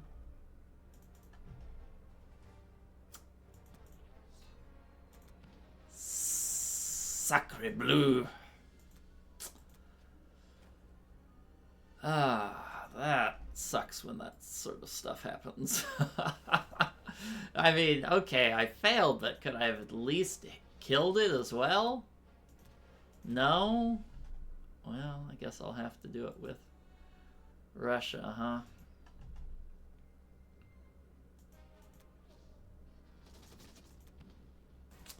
Oh, his hitbacks are nasty.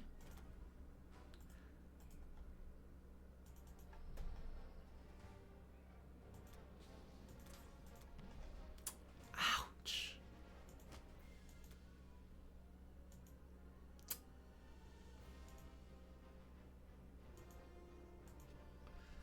Ouch.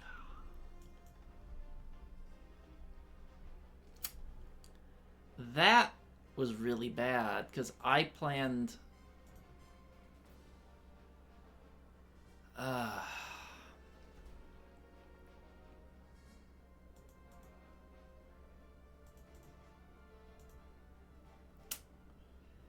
It kind of messes up my whole strategy of defense.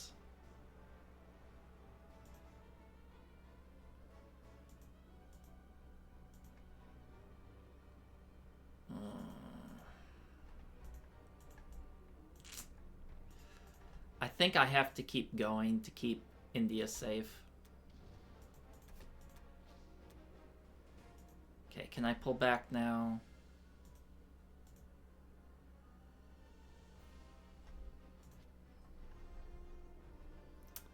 I think I have to keep going to protect French Indochina.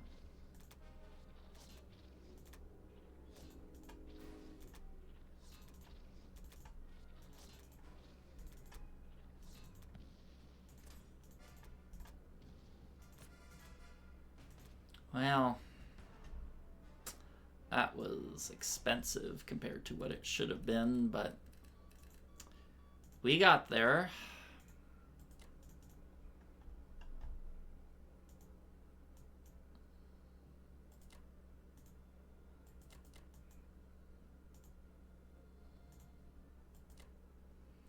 All right, now let's move the troops.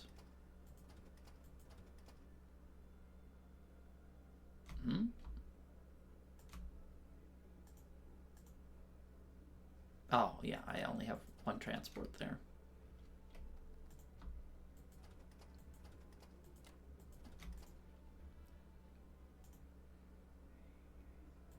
How much do I need to keep this territory safe? This sea zone safe, huh? Ideally...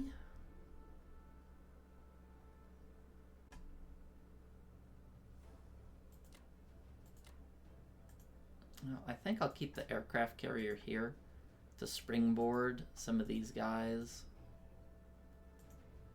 back.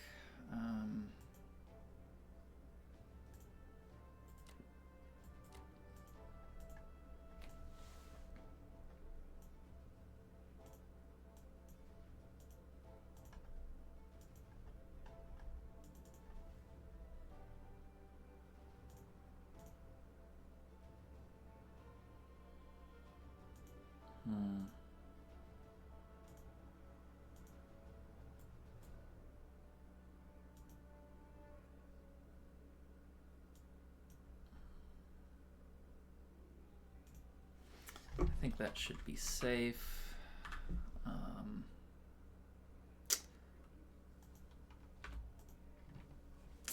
How are we doing here? Maybe I need an extra fighter. Maybe I need both fighters here.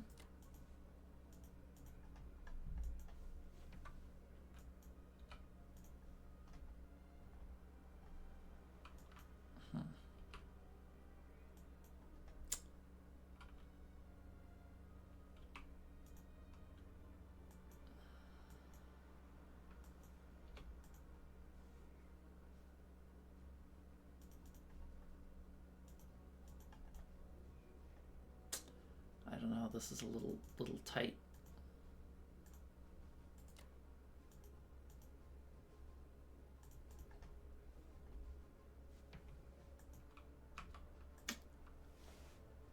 Didn't expect my rolls to be quite so bad.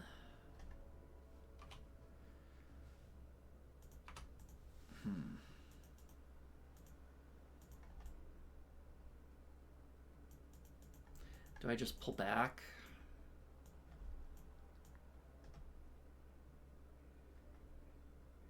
Actually, let's see. He can go 1, 2, 3, 4 with his fighters. Can his bombers reach 1, 2, 3, 4? His bombers can reach, but I think he can only hit with 3 of his fighters, right?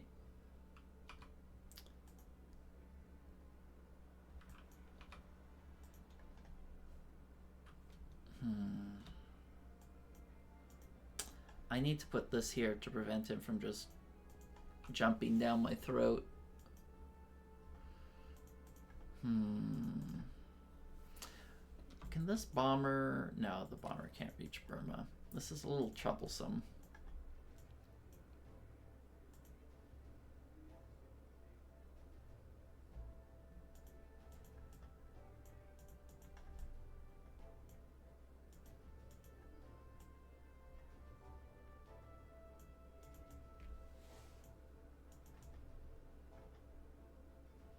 This is a little troublesome.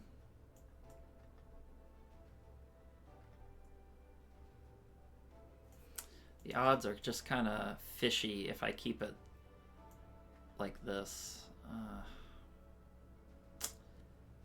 If I keep it like this, he has a 69% chance on India. Maybe I do have to put a fighter there.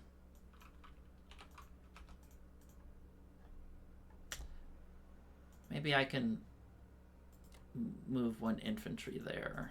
That makes it a 50-50 on India, which I guess I'm willing to give him a 50-50. And now this is with an 8th infantry. It should be securely in the IPC negative territory. It is. I hate doing these kind of borderline moves, but when you're behind, you have to play on the edge a little bit.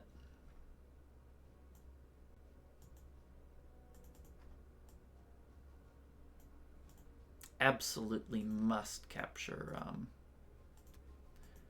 West Russia next turn.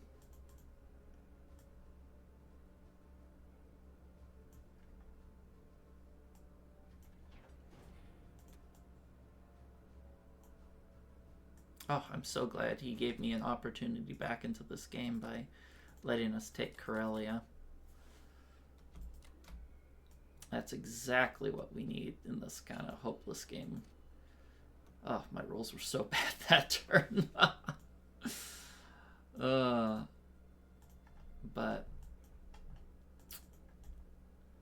well, I think we probably did good enough. Anyway, that's it for now, and I'll see you next time for USA 6. Alright, welcome back. It's USA 6. Let's take a look what Major Payne did. So he bought another complex in Kwangtung. Hit Kazakh, no losses in Yunnan, so perfect round for him. Decided not to take any of the shady battles I offered him, which is probably smart because he's in a pretty good position right now, and I don't think there's any need for him to risk his advantage for, you know, coin flip IPC negative fights. As you can see, Russia is 34 attack power, which is not what we want. So, I'm going to buy 2 more transports and 11 infantry because we need a lot more transports. I only have 4, 5, 6 doing active loads, 7 with that, but that's part of the med shuck, so not super material there. All right, let's lock it in. careful with this bloke here. This was a bit of a tough turn for me. I was considering whether I should keep doing the med shuck for one last turn, but he has these guys here, which means I'd have to take all of these destroyers over here, and it's just a little dicey. So I decided that I should just not risk it right now, because it would be nice, but it doesn't gain me that much. Instead, what I'm going to try and focus on here is to maximize the amount of units I can get into Karelia, to hopefully stack Karelia and start reinforcing Russia, because if I don't get reinforcements there ASAP, Moscow's gonna fall. They're weak, they're broke, they just don't have a lot going on for them, and yeah. I need to get help, or it's going to be Japanese or German Moscow, and that's probably going to be the game. So let's just try to take France from them, put these guys to use on their way out of the med. Maybe they'll come back next turn if he decides to move these planes. We'll see, but unlikely.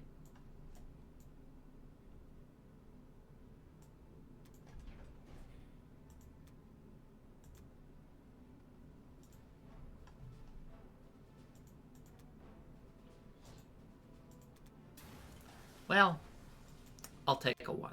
It's better than losing a bomber, right?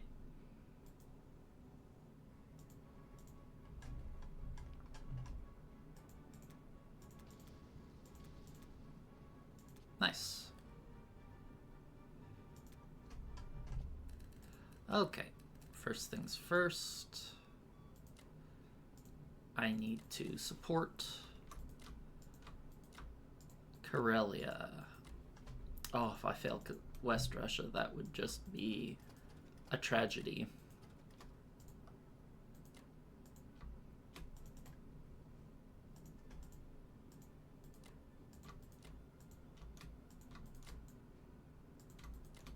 Trying to decide where I want these. I think I want them up here.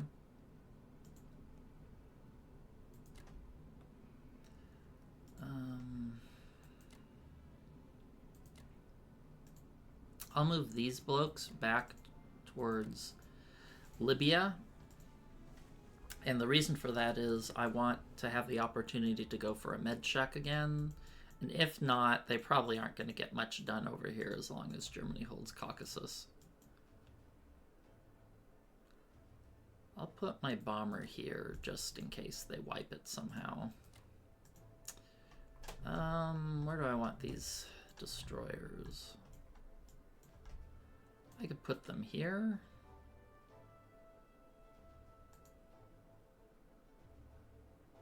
I don't know. If he retakes France and I don't retake it as UK, he could hit this pretty hard. I don't think he would go for that attack, though, because it would...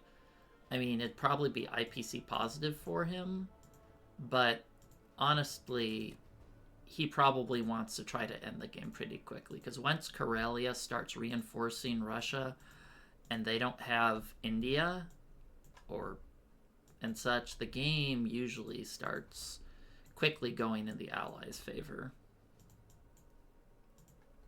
Where do I want you?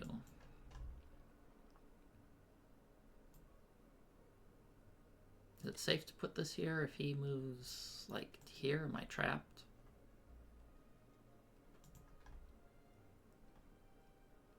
No.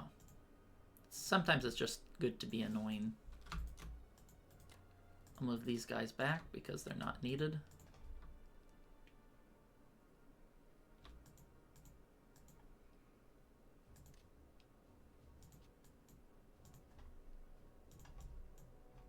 I guess I don't need to defend C-Zone 3 now that I have that aircraft carrier there, right?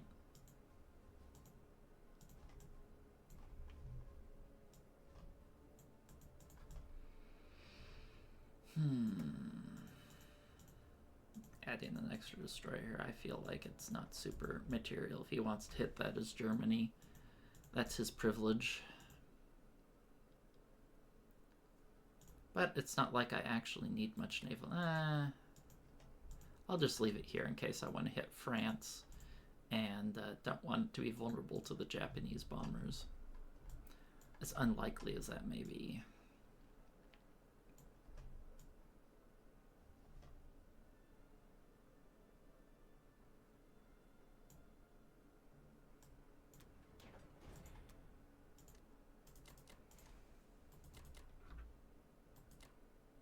What's my defense profile set at? Carrier protection? We don't want carrier protection. We want those carriers to die before the fighters to maximize our transport survivability odds. And I exit and re-enter to try and refresh the defense profile because the game's not always reliable.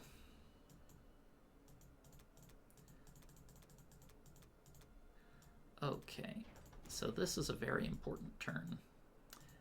I failed this with the UK, and I absolutely must not fail it as the Russians. So I'm even sending artillery here, which I don't really want to do.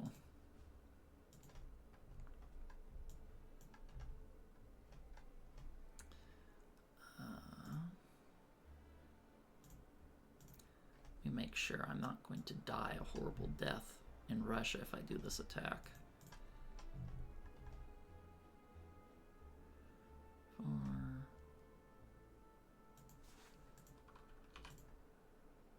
Okay, I should be safe.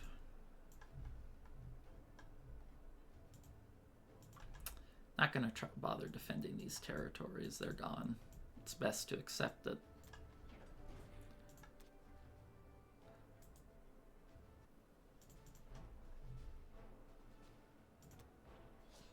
Oh, thank goodness. Okay, we got it. So his tanks can't hit Karelia. If those tanks hit Karelia, if I missed, I would have sacrificed my fighter. If it took it. I can't afford these 8 tanks to get a super profitable trade there. That's why I sent in artillery, whereas I normally wouldn't do something like that. Nice. Okay, we'll take that. Okay. All right, we'll take that.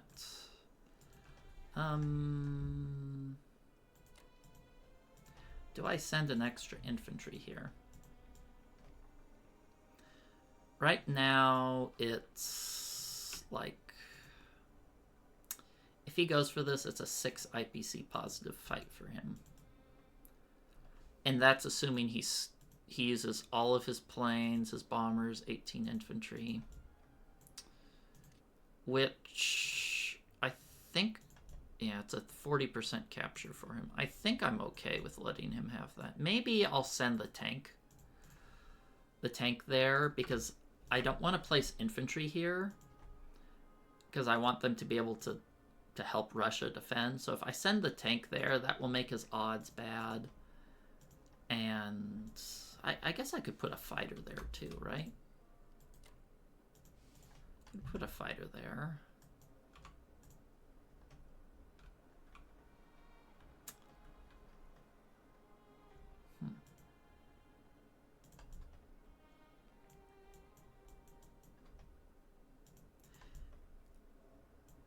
What are my odds to protect Moscow?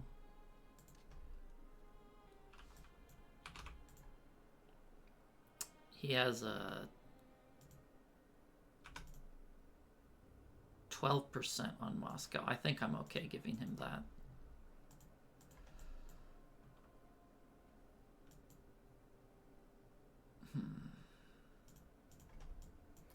Whereas here he has a 23% to conquer here, 5% to survive. I think this is okay. What's our battle? Yeah, we're still behind. I can't play perfectly safe when I'm behind like this. Maybe I'll keep... Yeah, I have to take some risks somewhere. Maybe I'll keep the tank here and just do it like that. I don't think he'd go for that fight. Because I'd like to keep the tank in case I want to air raid one of these places to allow the Russians tank to just blitz and not sacrifice infantry to take the income.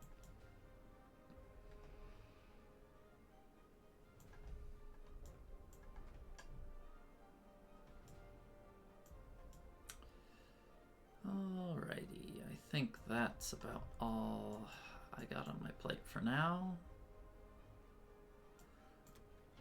I have no business being in this game, to be perfectly honest, but Major Payne has been... He's been taking some greedy plays, going for India, and then going for Caucasus instead of Karelia. I still think I'm behind, but now I have a chance. I have a chance to win. Whereas before, it was just a outright guaranteed loss. Now it's attack power even at the end of my turn, which means I'm actually behind, but there's hope. Something we haven't seen in a while. Alright, well, that's it for now, and I'll see you guys next time for UK 7. Welcome back, it's UK 7. Let's take a look at what Major Payne did. So he bought 12 land units and repaired Berlin. I don't know why he repaired it, considering he only mobilized 8, but who knows? Probably didn't make much of a difference. Do you have any excess? No. Okay, so for this turn, I'm just going to buy 8 infantry and a bomber, and I'm going to try to keep chipping away at Germany. So, alas, it appears our good times where we can camp Burma are coming to a close. I know, I'm going to miss them too. Question is, do I want to stack Baltic states and leave France to the US?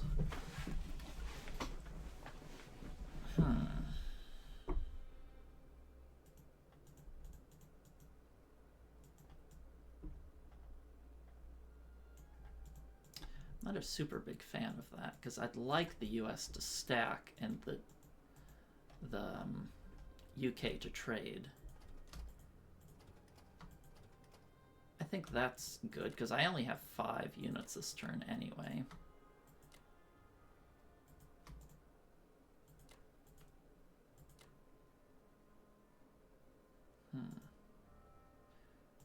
Maybe I'll put another fighter there.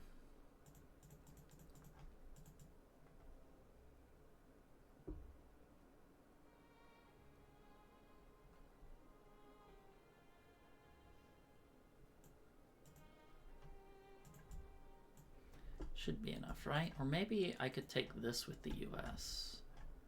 Would that make sense if I attack that with the US? Because I'm going to have a lot more firepower with the US. Here it's 4 versus 4.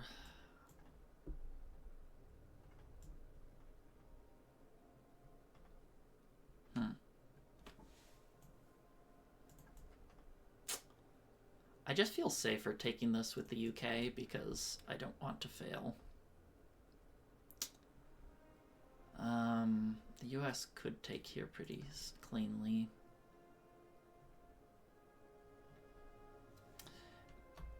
Maybe I also want this bomber to stay in range of India to keep zoning him, forcing him to defend C-Zone 61. So maybe I should go for West Russia in any case.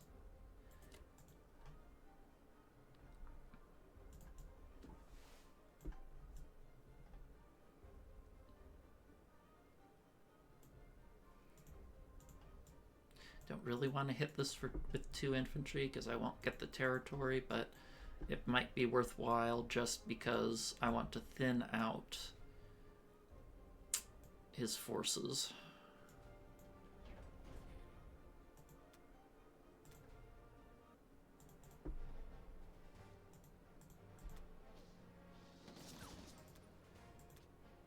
And And it's going to get harder to thin out his forces now that he has Caucasus. So India's just going to be a little bit of dead weight for a while. Ooh, that's a little spooky. Okay, we got it. All is good in the world.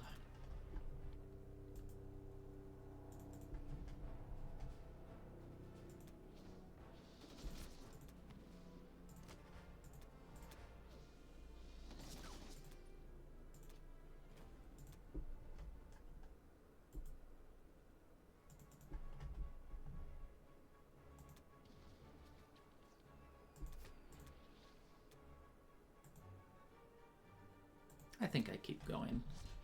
I don't mind trading. Okay, so probably about an average turn considering we are on the attack. I'm going to pull these blokes back.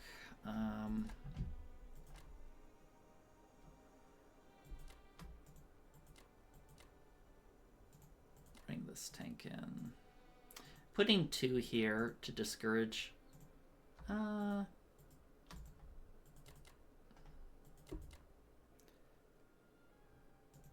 This will keep India safe. This will make it so if he wants to take these territories, he's going to have to mess up his logistics. So he'll probably just, I don't know, take this guy and maybe hit Malaya. Okay, well, let's do all the non-combat shenanigans first.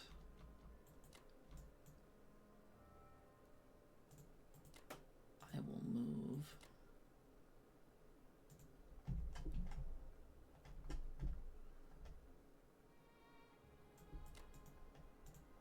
Guess I'll move an infantry here just to speed bump Japan. He's not going to want to hit this, right? With 3 bombers versus 5. That's not a good trade for him. Maybe I can put the aircraft carrier there.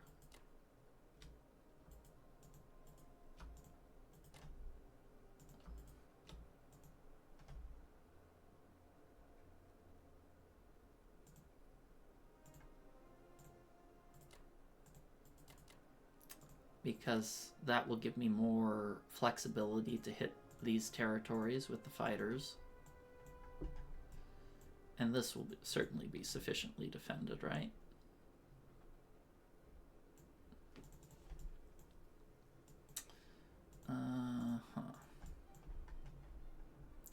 Feels a little odd leaving all these infantry hanging here, but again, if he wants to take these, it's going to mess up his logistics, which, in my opinion, might be worth it. Once you have Karelia and can start shifting units in to defend Russia, that's when you start gaining advantage as allies. He has Caucasus, which sucks, but I'd rather have Karelia and him have Caucasus than have Caucasus and not Karelia. Alright, I should be able to defend this.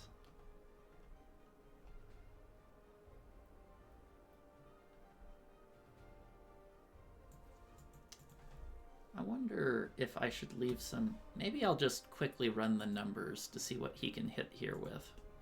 Just to double, triple make sure.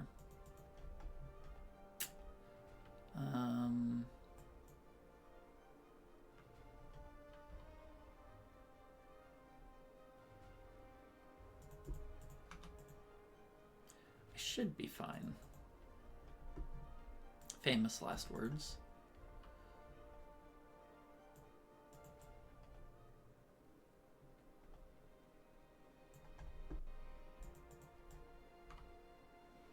Maybe I also should have looked at a 2-1 attack here on Berlin, but odds of that working aren't so great when he has 7 planes he can fly in.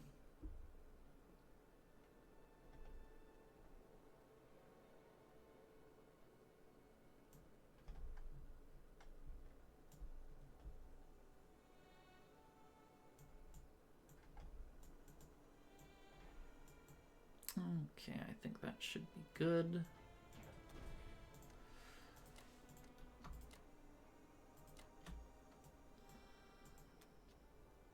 Didn't actually run the numbers to see if that's safe in India. Maybe I should have. He can hit with 8, 6, 9, and a bombard. Yeah, that'll be tight, though it'll probably cost him a lot of momentum to do so. Destroy his logistics chain. I can probably take it back. I don't know. I probably should have ran those numbers ahead of time, but we'll see. Anyway, catch you guys next time for USA 7. Welcome back. It's USA 7, and let's take a look at what Major Payne did. So he bought 10 land units and a tank, so he's going for a kill move soon, most likely. There's a good chance he might shovel those Belarusian units there to West Russia and just try to kill off the poor Russians, and unfortunately I don't think I can do that much to prevent it other than hope I get lucky. So for combat, he took the Free Vologda, he hit Burma, French Indochina, Yunnan, Kazakh, Archangel. He hit a lot of places. So it looks like he decided to disrupt his logistics in order to take over, wipe out the remnants of a little Burma stack. It was nice while it lasted, but I think I did sufficient damage to, gain myself some level of advantage in the game compared to our, near guaranteed loss with how bad my Russian 2 was. But we're still probably going to lose, but I'm gonna see if we can get something done. All right. So for our purchase, 9 infantry, 2 fighters. I'm buying the fighters because I want to evac a lot of fighters into Russia to see if I can hold off this big hit that the Germans appear to be planning.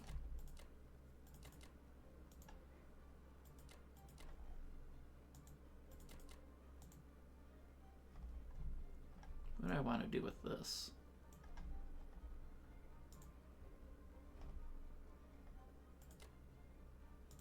Do I want to bomb him?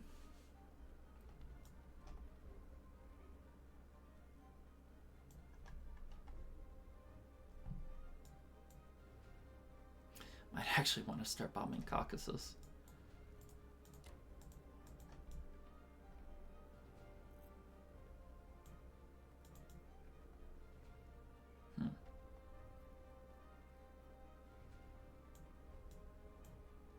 Anything interesting here? No, unless I want to go for a YOLO, which I don't feel particularly compelled to do right now.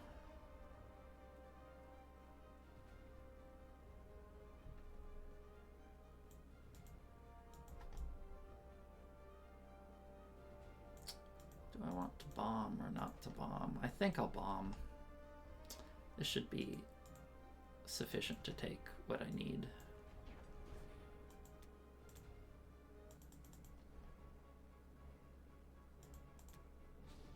Ooh.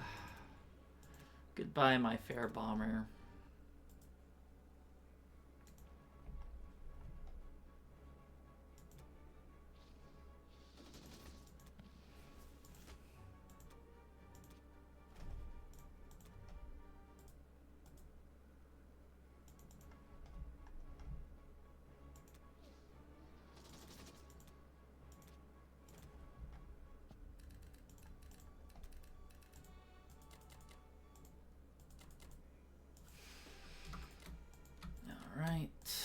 Don't want to send too many over into Archangel, as that might lead to him getting really juicy trades.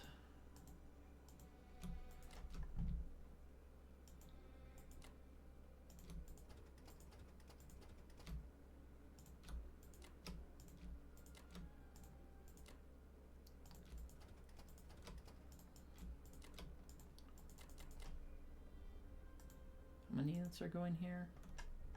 Only 3 transports, okay.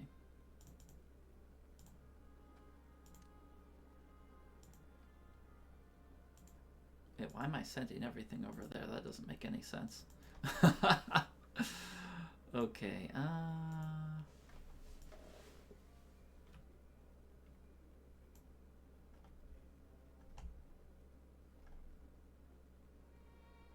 can move here to be annoying. See, can he trap me if he moves his destroyer here? Then I can move here. Then he can move here, and then I'll be trapped. Yeah, there.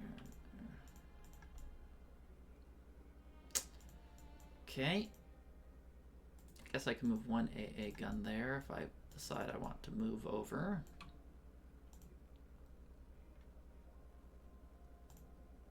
Can bombers hit this? 1, 2, 3, 4, 5. 1, 2, 3, 4, 5, 6. No, not unless he takes those spots. I'm moving the transport here to C Zone 8 because it doesn't matter whether I put it here or in one of these spots here. These can't do anything. So at least if I have the guy here, I could potentially hit Moscow, or sorry, Berlin if I wanted. Could also do a France stack, but I don't think I'm in a good enough position to do a France stack right now. I think I have to concentrate on saving Russia, because if I start stacking France, I mean, it'll be good IPC wise, but then he'll just plunk that stack there, kill Moscow, or maybe restack Karelia, and I'm just, my position's too precarious to do that.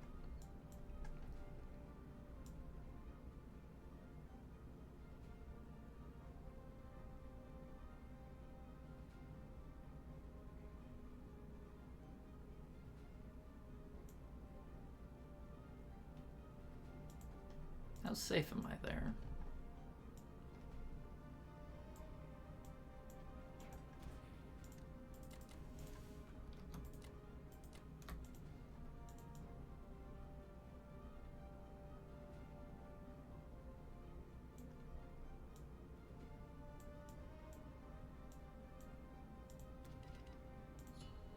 Alright, it's poverty time for Russia. It's time to just stop buying. I guess I can buy an AA gun here. I think I'm going to want to swap to AA after infantry in case he tries a 2-1 attack on me.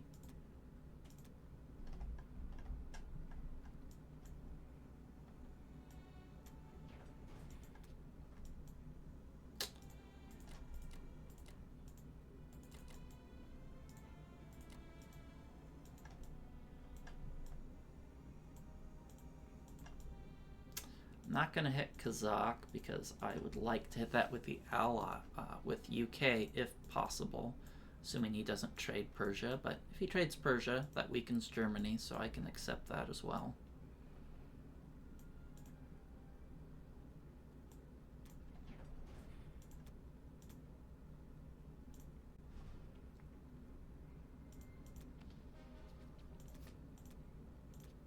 Got it?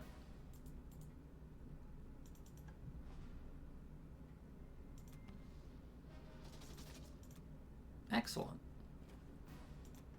Little things like this add up. Okay, let me run the numbers real quick to see what his odds are on this stack here.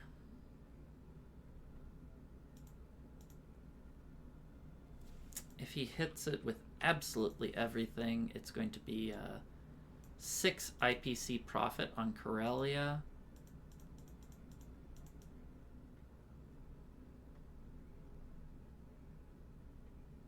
But I think I can live with that. If he hits that, I'll just take it back next turn, and Russia will have a lot more safety. I don't know, maybe I could leave 1 fighter there. What are his odds on Moscow out of curiosity? I'll run them real quick. What did I even try to purchase?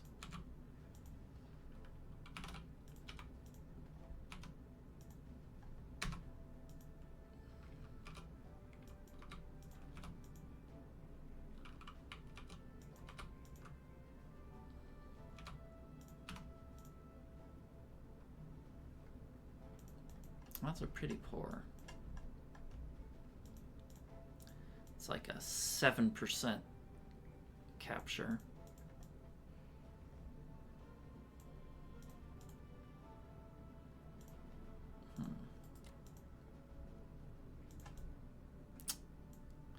I actually really do kind of hope he hits this.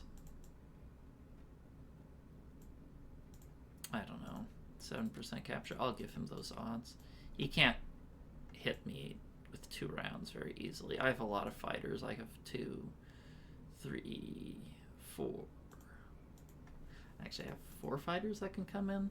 Let me quickly run the odds of a 2-1 attack, what his odds would be.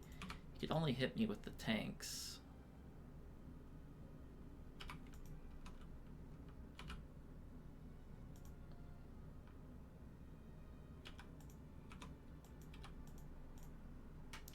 That's like 11%. I think I'm okay with this. Less than 11%.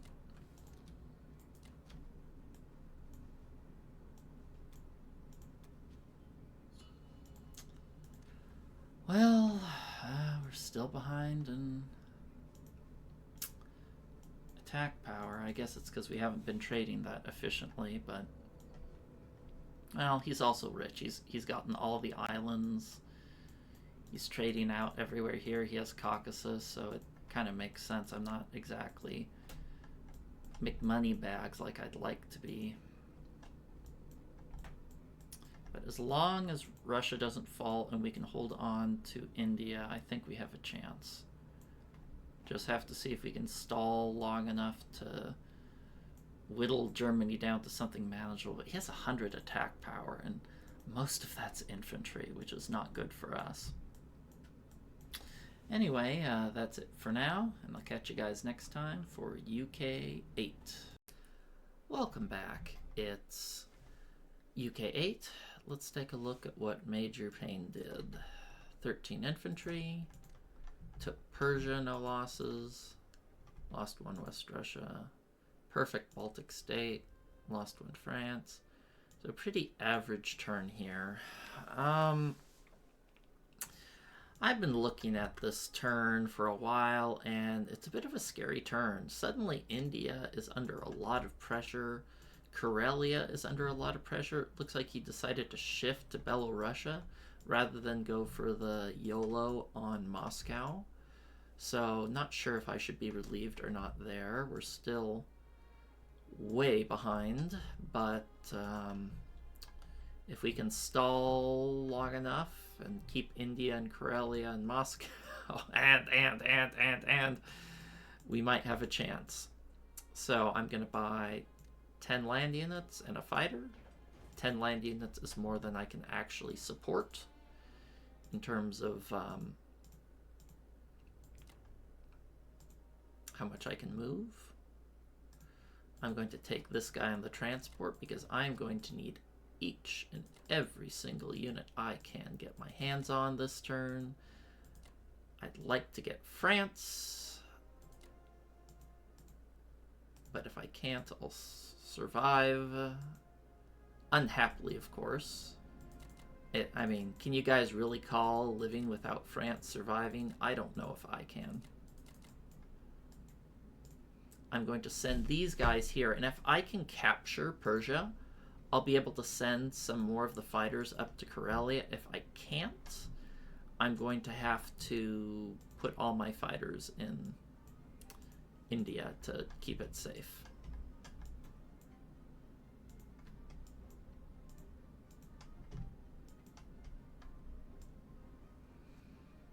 Alright, and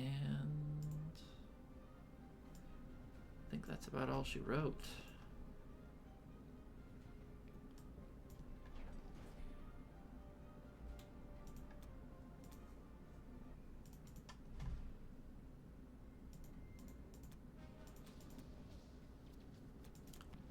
Seriously? I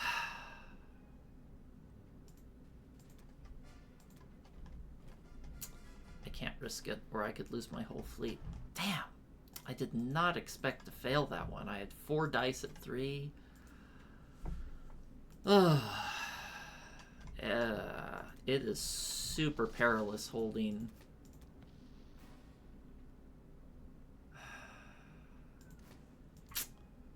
$100% hitbacks there, huh?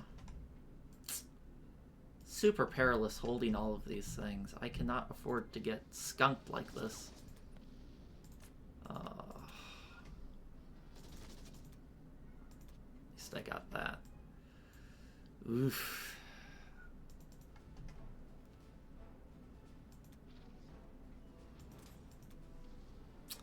Man, he's only... These have been really bad dice this turn, and this is a super pivotal turn.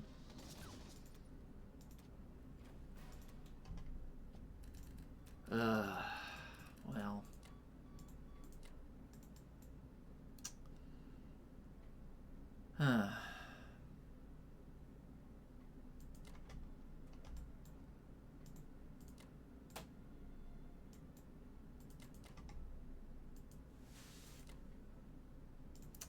It's not good.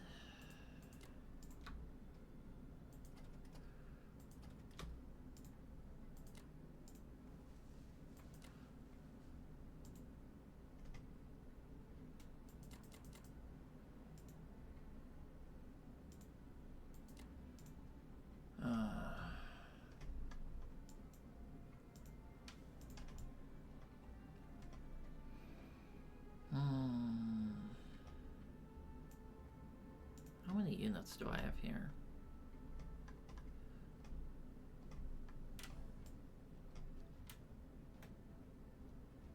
Eight. Yeah, I kind of need all of them to defend against the Japanese. If I cut even a single fighter, his odds of clearing goes up to like 57%. What are his odds on India? Man, that was really big failing that. Really big.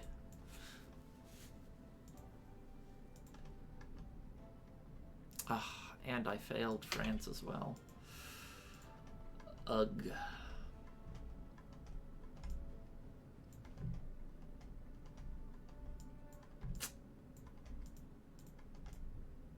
I just kind of failed everywhere, huh? Rough. So this way I'll have... Just have to run the odds on India. How's India looking?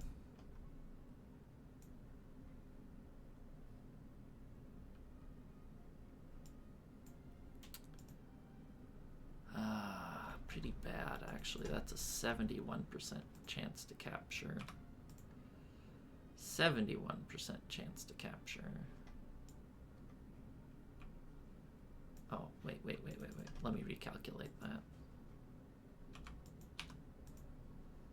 Okay, sorry, it's a 40% chance to capture. Oh, no. I was wrong again. It is 70. I think I have to send another fighter there. Well, actually, with the tank, it's a 50% chance to capture.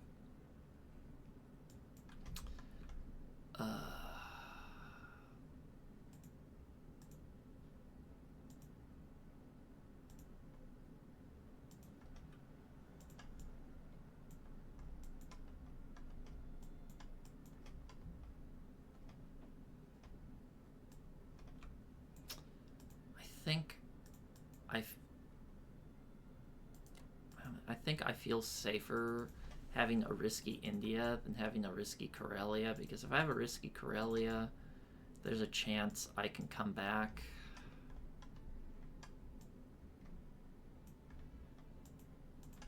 But if I have a bad India, the game's over.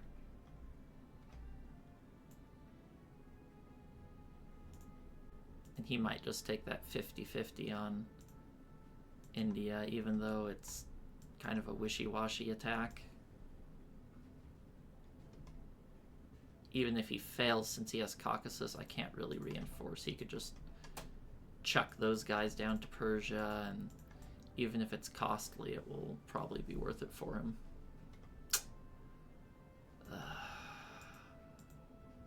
What a wretched turn. Alright, well...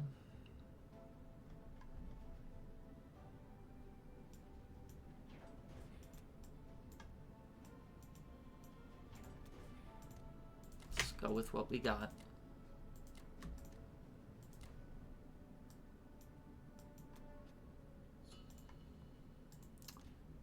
Yeah, that turn didn't help us. I don't think I'll be able to afford a plane next turn. Well, I saved some money, so maybe. Anyway, that's it for now, and I'll catch you guys next time for USA 8. Welcome back, it's USA 8. Let's take a look what Major Payne did. 10 infantry, 3 tanks. So he's planning on go time against Russia in 2 turns, most likely. So, let's see, hit Archangel, lost one Vologda, nothing, lost in Novo or Burma, so pretty standard turn. This time's a bit of a mess, so I'll just go over what I'm planning on doing. I'm going to buy 11 infantry and 1 fighter. And not because this is the build I want, but because I had, how do you say, suboptimal attacks earlier. Whoa, that's not where I want to hit. So now I'm going to have to compensate.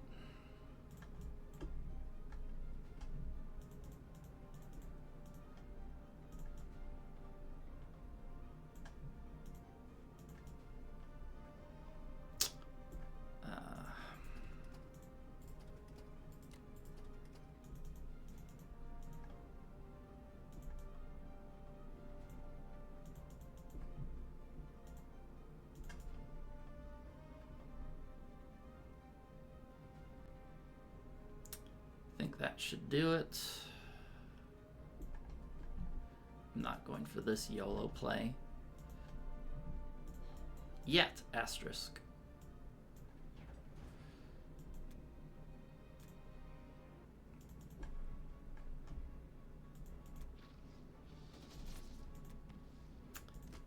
Baltic states. My bane.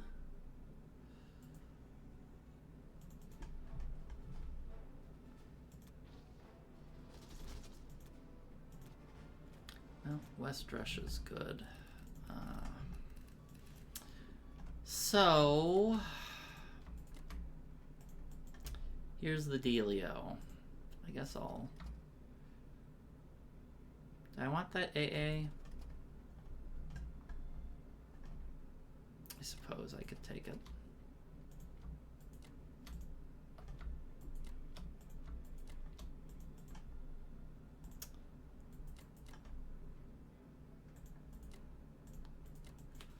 Let's move this bloke out of range.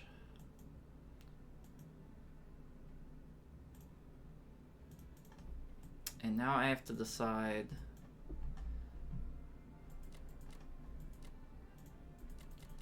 how many units do I need to defend here? 1, 2. This should be sufficient, right?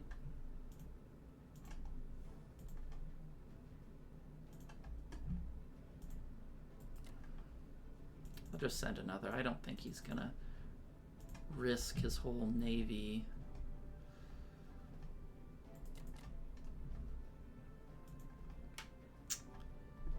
For peanuts.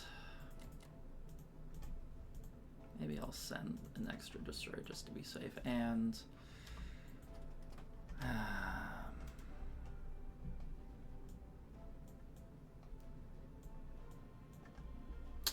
I want to send these guys here?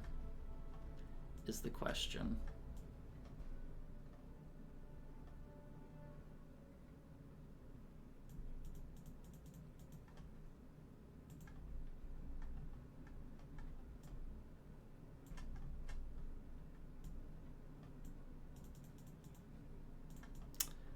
I have to.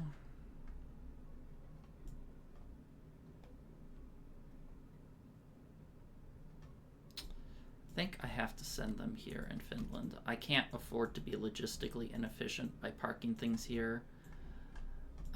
Japan's coming, and I need to do something to help out. Luckily, he's acting kind of weird. He's hitting India really hard while buying tanks, which kind of feels like he's getting his priorities a little mixed up. You see how he has so many guys left in Japan?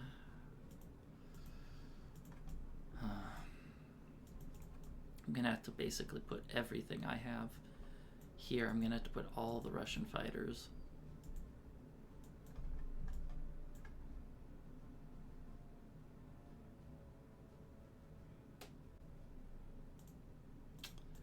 Well, gotta do what you gotta do. Okay, let's push these blokes forward. It's gonna be 4 transports here. Means I can send 2 more guys this way if need be. Unlikely as it is that he'd hit there, but I can always send them back. Kind of want to take Northwestern Europe too, but just too tight here with the defense.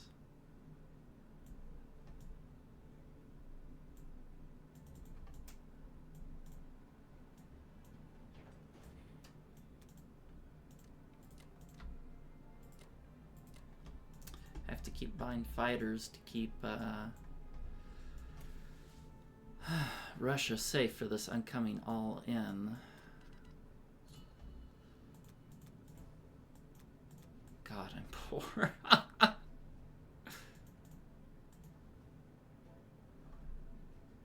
Okay. Let's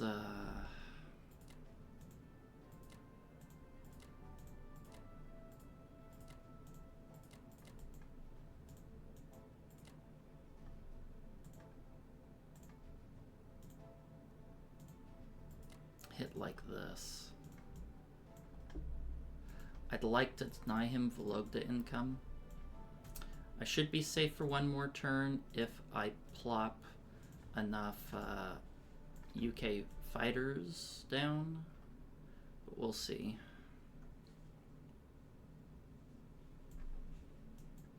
I can't afford to play safe.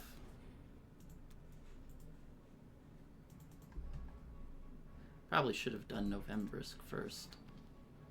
Oof.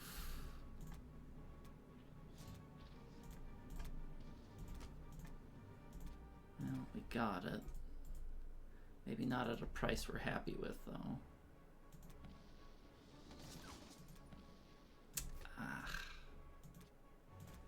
All of his units have hit back. What can I get? Caucasus. Sometimes I wonder if I even want Caucasus.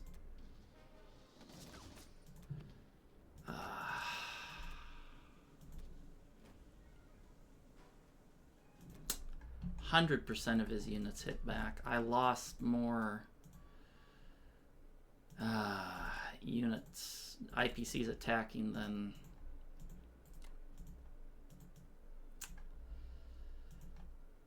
I held. Okay. I'm gonna have to defend Moscow with UK fighters.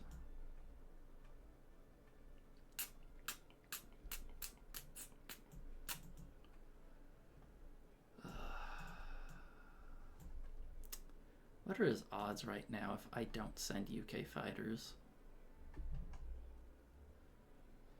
If I just have the 15 infantry.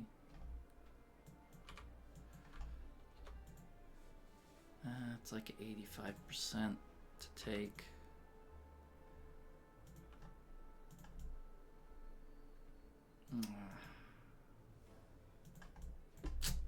What a wretched turn. Man, I keep having these wretched turns when I need them, when I can't afford to bear the burden of a wretched turn.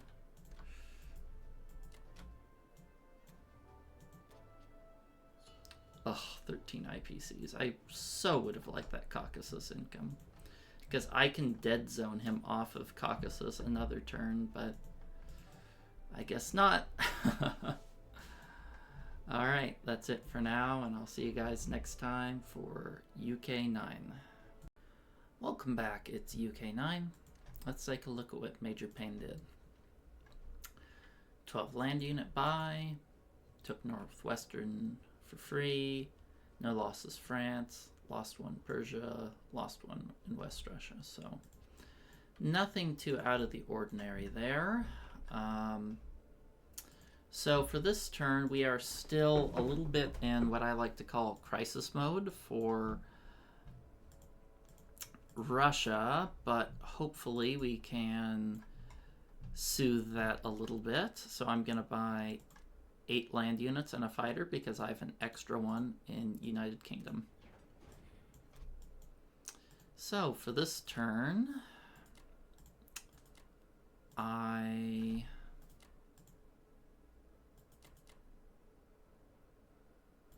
think I'll do it like this. I need to capture this so he can't blitz tanks down into here. I'm going to use this bloke here to try and capture Baltic. I'm not going to be using a lot of my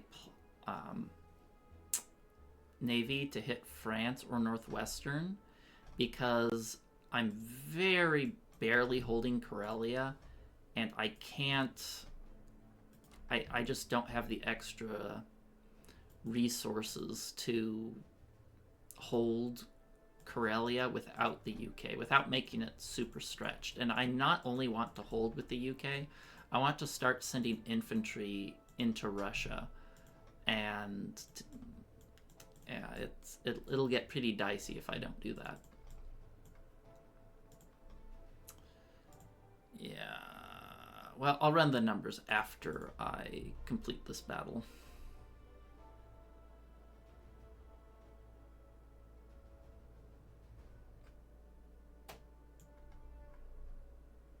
This is going to be annoying if he lands in Africa.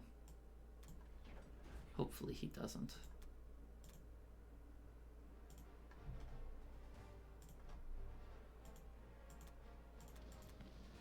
Nice. Well, he got hit back, but I'll take it.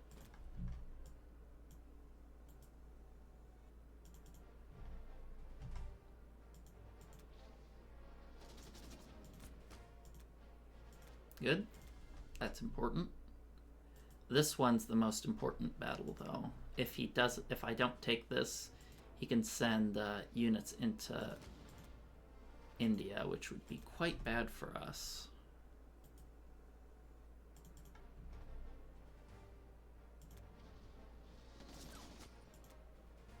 Good. Okay. Pretty good turn all around. Only lost 1 unit, and we killed 6, so a little bit better than average there. And a little bit better than average is exactly what we need. Oh, why is it so hard to select transports?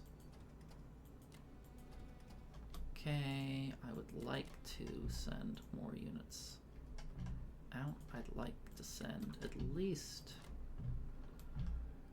a handful of fighters here in Moscow, or what are their current odds if they hit me right now? I have like an 18%, so I should be okay.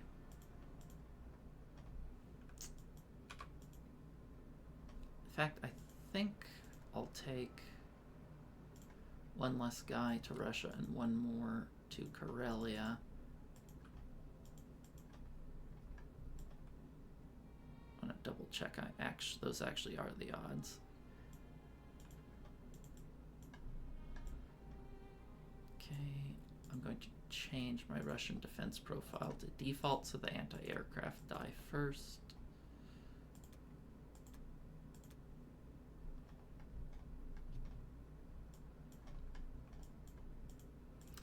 Now let me quickly, maybe not quickly, I'm going to run the numbers to see what I need to defend. So I'm bringing 4 units in, get 18 plus that's going to be 27 units. Should be pretty safe there in Karelia.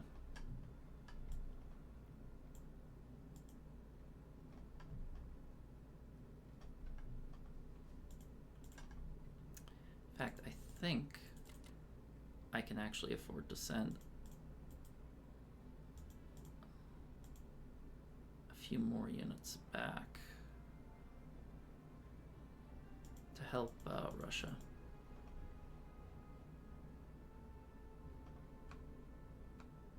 I'm really glad he didn't take this stack, put it in West Russia and 2-1 against Moscow. I think if he did that, it would have been a sure loss for me, because there was no way I could defend against it.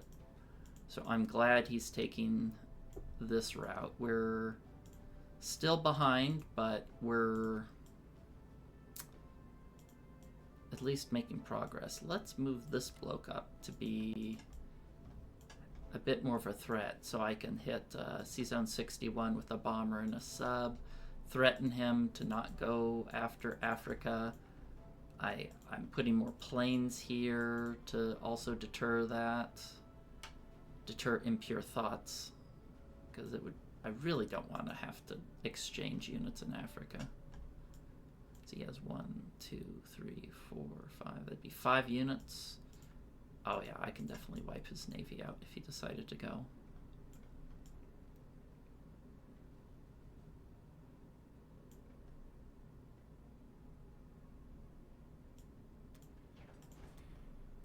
Okay. I don't want more fighters, I want bombers, but alas, fighters are what I need. I want to be bombing Berlin, but I suppose if I'm keeping all my planes occupied, that's better than bombing Berlin. And nice, our first fresh influx of Russian reinforcements should be quite helpful to us. Anyway, that's it for now, and I'll see you guys next time for USA 9. Welcome back. It's USA 9. Let's take a look at what Major Payne did. About 10 infantry and 3 tanks. Looks like he's still going for that all-in kill move. So, for combat, took French Madagascar, took Burma, no losses, Persia lost 1, Vologda. Wow, he went for the tank and took it. So, pretty good turn for him, all things considered. So, looking at the board, first of all, I definitely have to hit this with the UK, or he's going to land into Africa. It's going to be a massive distraction, and I simply can't afford to send a bunch of stuff from the US down there to stop him when I'm barely holding on over here. So for this turn, I'm going to buy 9 infantry, a fighter, and a bomber.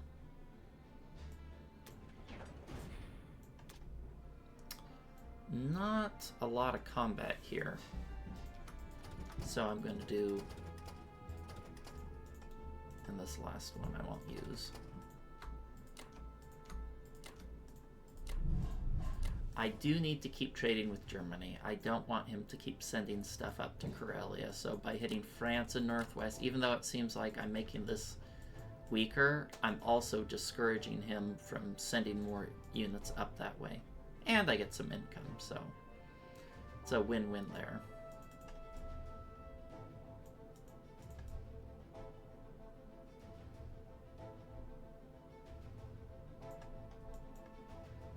I think that about covers it for the US.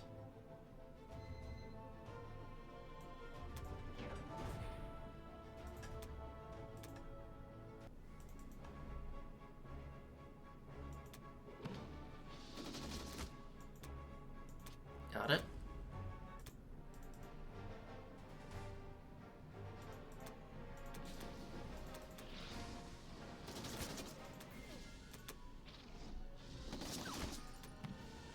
All right. This one's important because I won't have a lot of units to trade this with the UK. Oh no.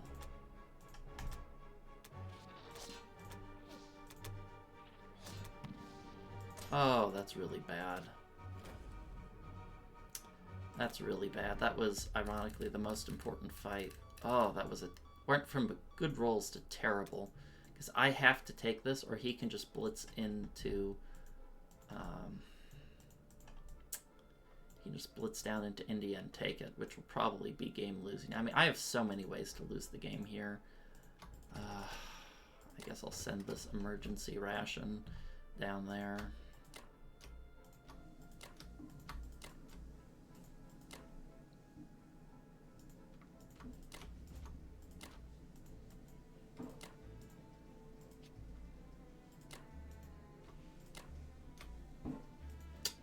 That was such an important battle to lose.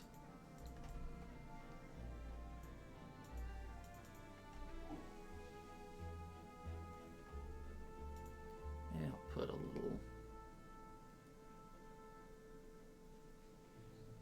defense sign here.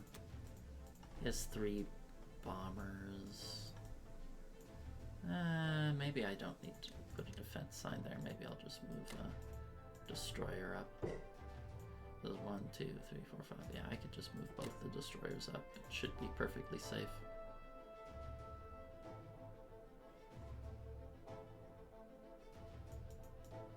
Darn, it really sucked losing that. This is going to be a close one. It's like a 55% to clear for me. And it's very important that I do clear it.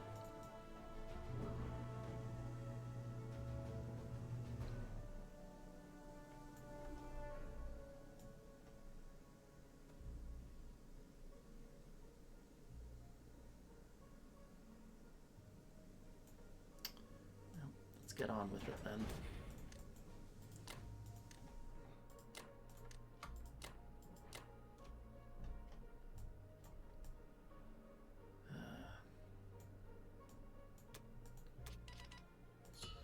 Russia, not a lot to do. I do have the ability to dead zone Kazakh this turn, or Caucasus from him. So I'm going to take that. I want the income. I'll only dead zone it for 1 turn though, but I think it's still worth it. He's planning a timing kill with these tanks. Oh, I should have moved some more US troops over here to help Russia. Oh well.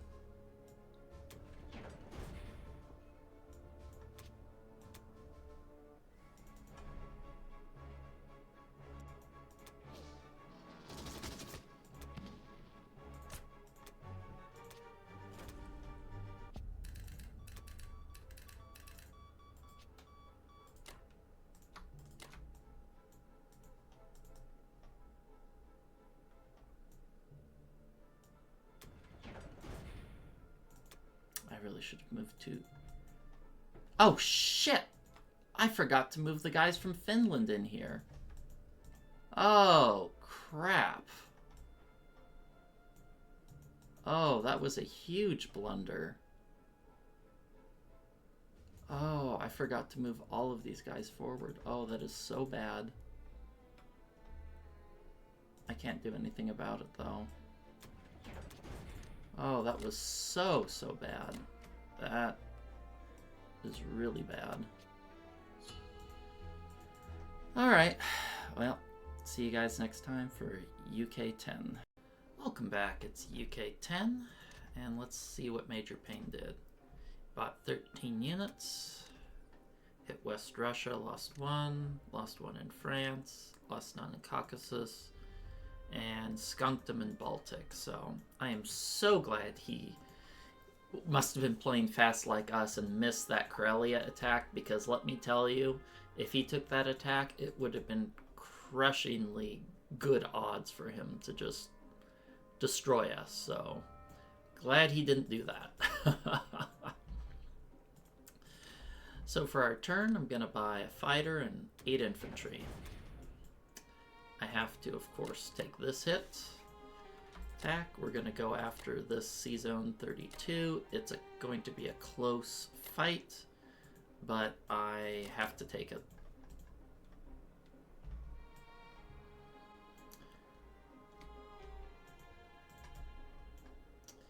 see, we're also going to go here and here.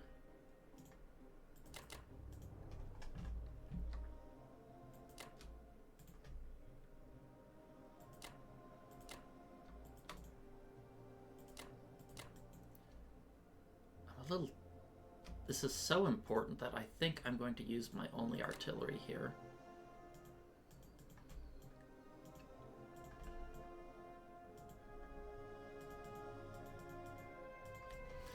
I'd rather not use the UK to hit France because my odds would only be good instead of overwhelming.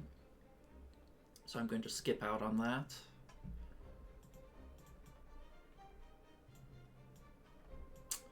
In fact, I don't think I even want to hit West Russia because the US can hit that and they'll have much better odds.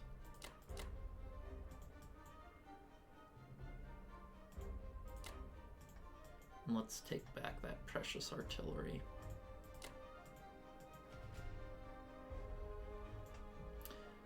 We might just lose the game if we fail that. He'll be able to take India with ease if that fails. Oh. I just realized I have to hit this because I need these guys in India. Yeah, I have to get these guys to India.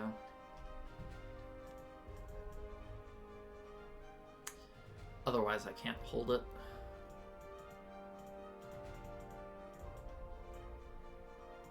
If I go to Vologda, they can't make it, so don't really have a choice here.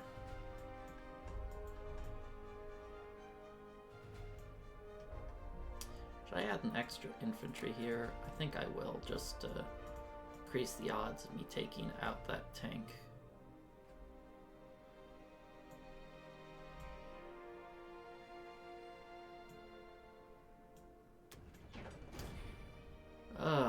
This is 6 versus 5. Let's hope we get lucky. Let's do the important one first.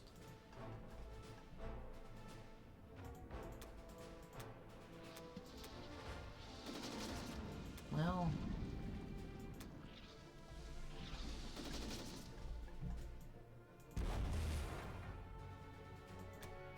our hits were on the low side of average, and his were just outright bad. Well, now I have to think if I want to sacrifice the bomber or the fighters. He can hit this with, let's see, 12 infantry, 2 tanks, 5 fighters, a battleship.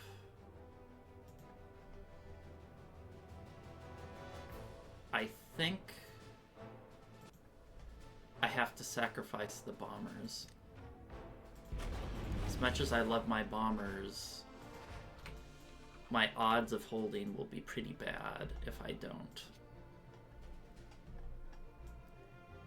Yeah.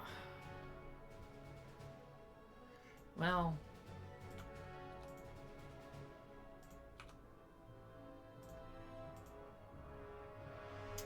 maybe I can only have to sack 1 bomber.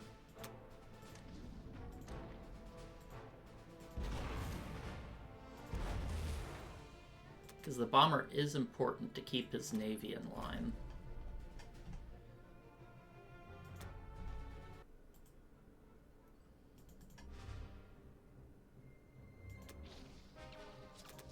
Oh no, I have to win this. Oh, if he hit that, I'd have had to sacrifice a fighter. Oh, heart racing.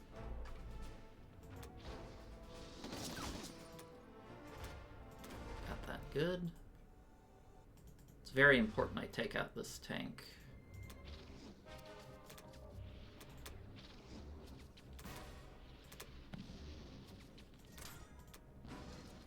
Got it. And we're just trying to trade off Japanese units. We're missing out on the income here, But everything we kill is one less thing that's going to be hitting Russia. Because Russia has very limited reinforcements and even more limited income.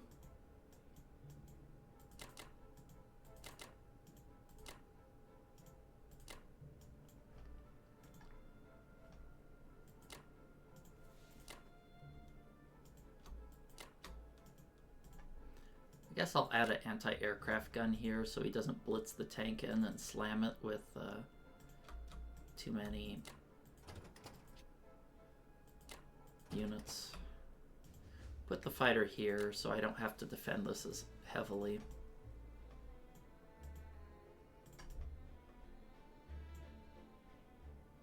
How many units? 1, 2, 3, 4, 5, 6.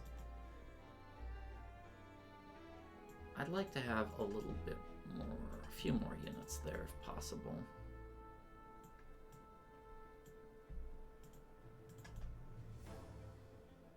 Man, that little cheeky little guy in Persia that took out 3 units. What a hero.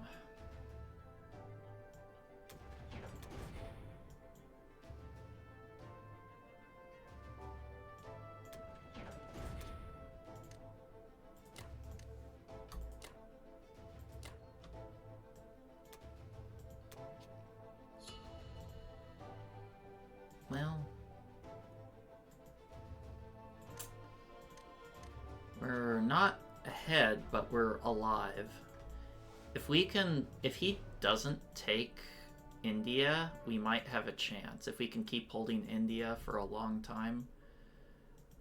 I made a huge error by not moving those US units forward, and I'm going to pay for that, but luckily he didn't punish us. I probably would have conceded if he just hit that. So I guess if 2 people make a mistake, it's okay. Anyway, that's it for now, and I'll see you next time for USA 10. Welcome back, it's USA 10. Let's take a look at what Major Payne did. So he bought... Well, this is what he bought. I'm not going to enunciate it all out. He hit Persia, killed 1, lost none in Vologda. And yeah, he's still ahead. And we're actually behind in income now. You can see we're getting about 75 a turn to his 83. Not great. So I looked at the board and I am 2 turns away from losing Moscow. Once he moves his troops to, these guys up here and then this group to Kazakh, he can take out Russia. So that means, as much as I don't want to, I have to give up Karelia and move out to Archangel to attempt to reinforce Moscow, even if that gives him the chance to restack Karelia. Yeah, I hate it, but the other alternative is losing Moscow, which is, in my opinion, worse. So let's show you the buy. 12 land units and a fighter. Let's get cooking. Since we wiped out 32, I'm sending this guy up here, not because I want to, but because I am so short of units that 1, 2, 3, 4, 5. Oh, that's a trap. That I just have to. 1, 2. I can send 1 unit. How many can I send here? 2, 3. Let's see. 3. No. I can send 1.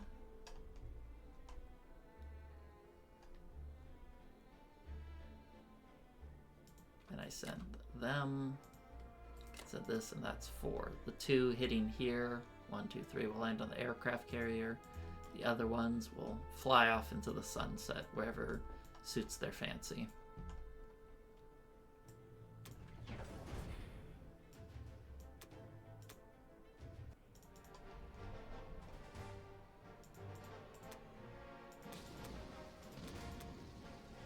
Nice. Perfection.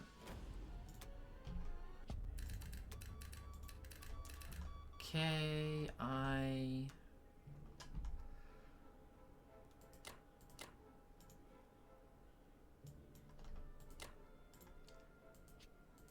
curious, how does 3 bombers versus 4 destroyers work?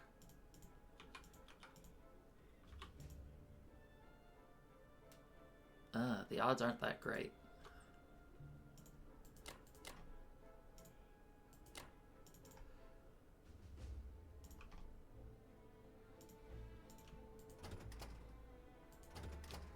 So we're going to move these guys forward.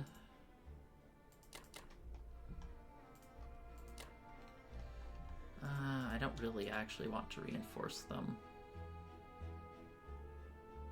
I'd like to keep my fighters here to give me more range. I'm going to move this AA gun here just to say, hey, if you want to attack this, you're risking air, and you're going to have to just stack it with land units.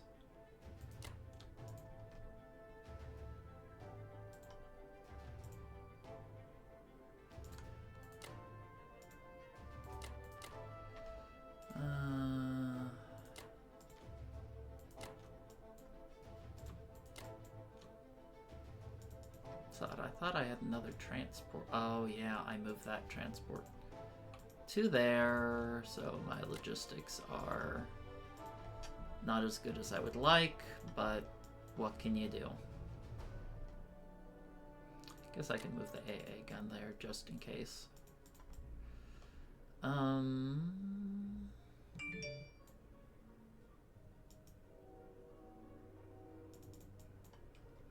Let me check to see what his odds are on Moscow real quick, assuming everything...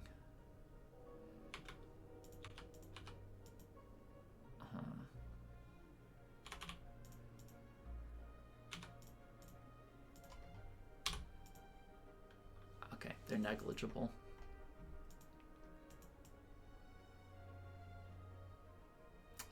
Losing that Caucasus income hurts so much. And we're just really paying for that bad Russia 2, that terrible Russian 2 has been haunting us. I mean, we've been doing our best to come back, but it's just hard to regain that position that you've lost.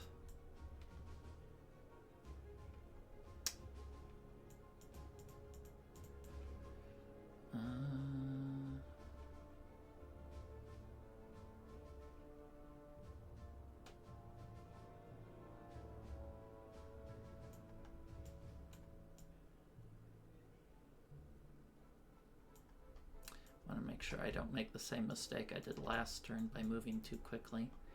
18 units. He can hit this with 8, 9, plus 8. Might be good to have 9. I could also potentially hit it with these units too. Let me quickly calculate what his exact odds would be on that mini stack, because that would really stink to have him just wipe it because I was lazy with math. So let's see, what do I have going here? I have okay, we need one more fighter to make that IPC negative. These can still hit Germany if I need.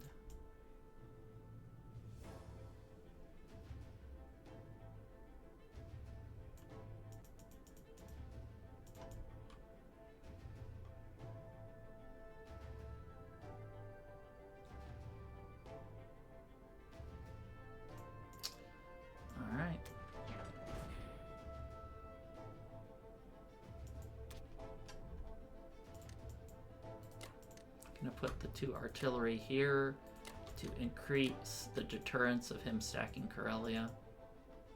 If he really throws absolutely everything he can at it, I have like a 50% clear at like negative 25 IPCs, which I would absolutely take when I'm this far ahead, or behind rather.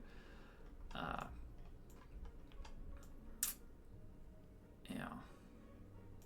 When you start having to make moves to avoid losing rather than it being the optimal choice, that's not a good sign.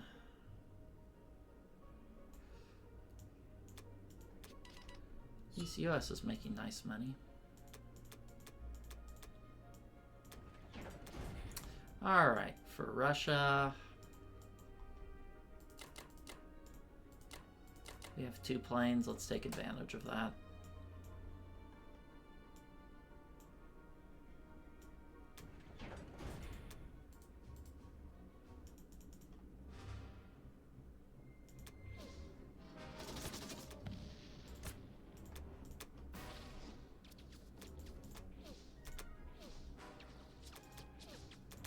Come on. Well, we got it. It's the result that matters more than the process.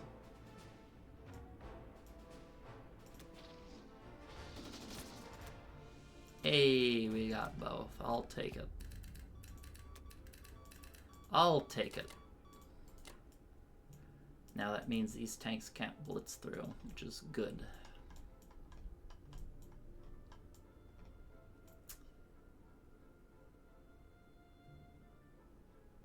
This is looking a little scary. I got 1, 2, 3, 4, 5, 6 units. Yeah, I'm gonna have to add more British fighters here to hold that against the 8 Japanese air.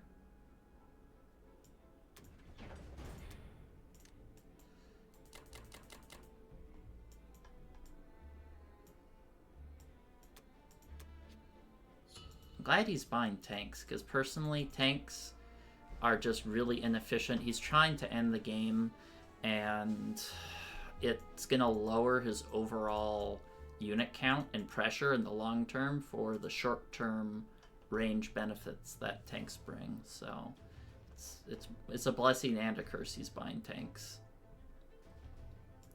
Anyway, that's it for now, and I'll see you guys next time for UK 11. Welcome back. It's UK 11. Let's take a look at what Major Payne did. So he bought a fighter and 8 land units, and hit Baltic, lost 1, lost 2 in France, lost 1 in Northwestern, lost 1 in West Russia. What did he hit Karelia with? I'm a little curious. He hit it with, 2 artillery, 10 infantry. He should have added some tanks in for a strafe. He got pretty bad dice all around. I mean, he got really good hitbacks. I mean, he still was IPC positive, but compared to what we should have gotten, our hitbacks were pretty stellar, and we need a lot more of that to have a chance of getting a win out of this game. So, this round, I really need more UK land units, and I'm too poor to afford to buy a plane. I can buy a plane, but I have to cut 2 land units out of the max shuttle shuck instead of just 1. I can't. I don't feel I can do that in good conscience, so I won't. I'm just gonna buy 10 land units, which is more than I need, and hopefully buy a plane another day. Here, I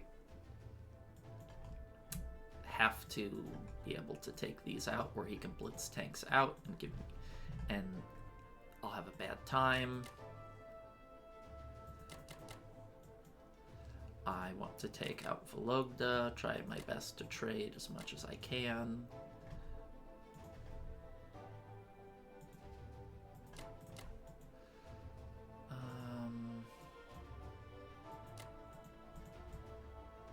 I'm actually running a little low on units to do things, huh?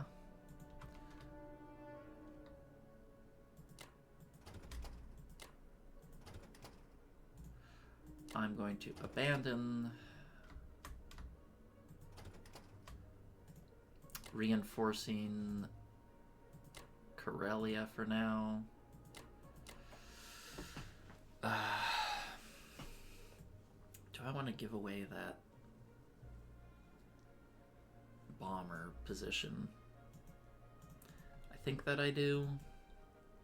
It's got 1, 2, 3, 4, 5, 6. He has to land in Karelia.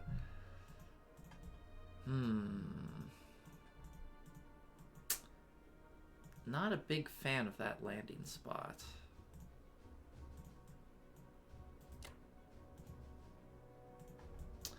Maybe if I put him here, and then I send this fighter to hit.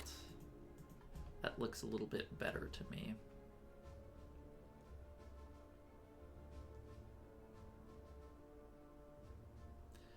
Alright, I think this is a good move. Oh, I hate them having Madagascar. I really want to like send a US transport and hit it or something, but I just don't have the space to worry about that. That's something you do when you're in a good position, which we're in a very tenuous position right now.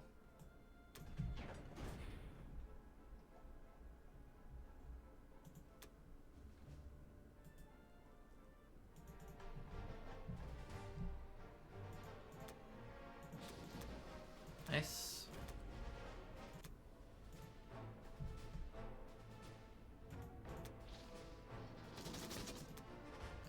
Fantastic. This is the most important fight. I have to capture this or I could lose India.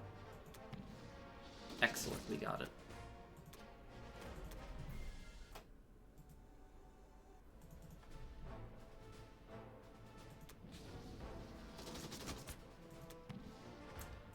Well, I guess we can't have great dice everywhere, huh?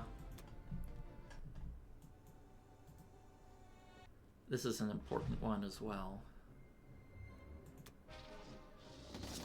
Great. Ah, I said great too early, huh?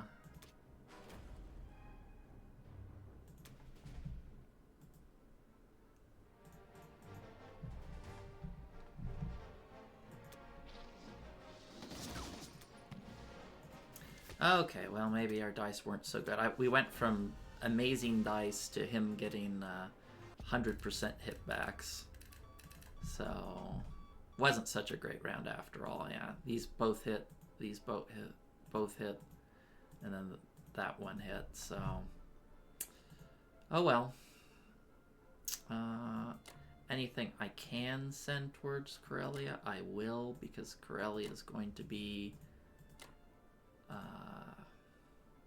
a tenuous hold, I'll say.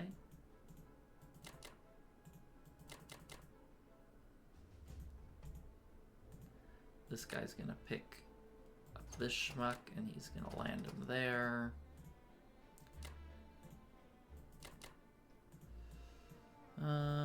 Put anything I can in Karelia. Plane-wise, I think I ran the numbers on this earlier, but I wasn't sure what the results would be, so I didn't have a perfect image of what I'd want. I believe I will keep this infantry here instead of sending it to Archangel, because I'm gonna have to send some US units back into Archangel to hold it. Sorry, back into Karelia, so might as well keep the US units in Russia rather than the UK. The reason for that is when the USA takes these territories, Russia gets the money. Whereas when UK takes them, Japan just takes it back and Russia never sees a dime of that hard-earned IPC stash. Things are getting really tenuous here in India.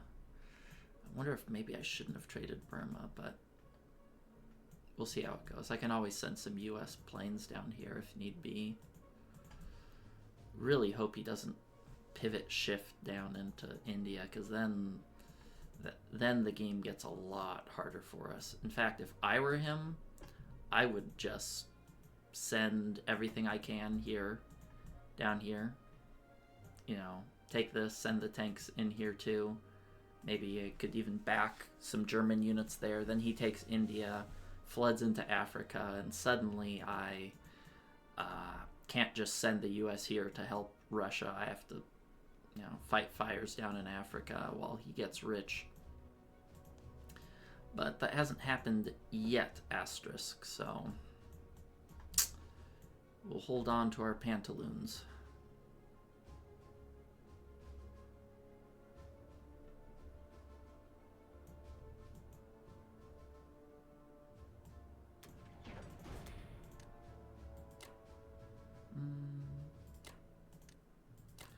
I'll put one artillery here just in case we need it for something.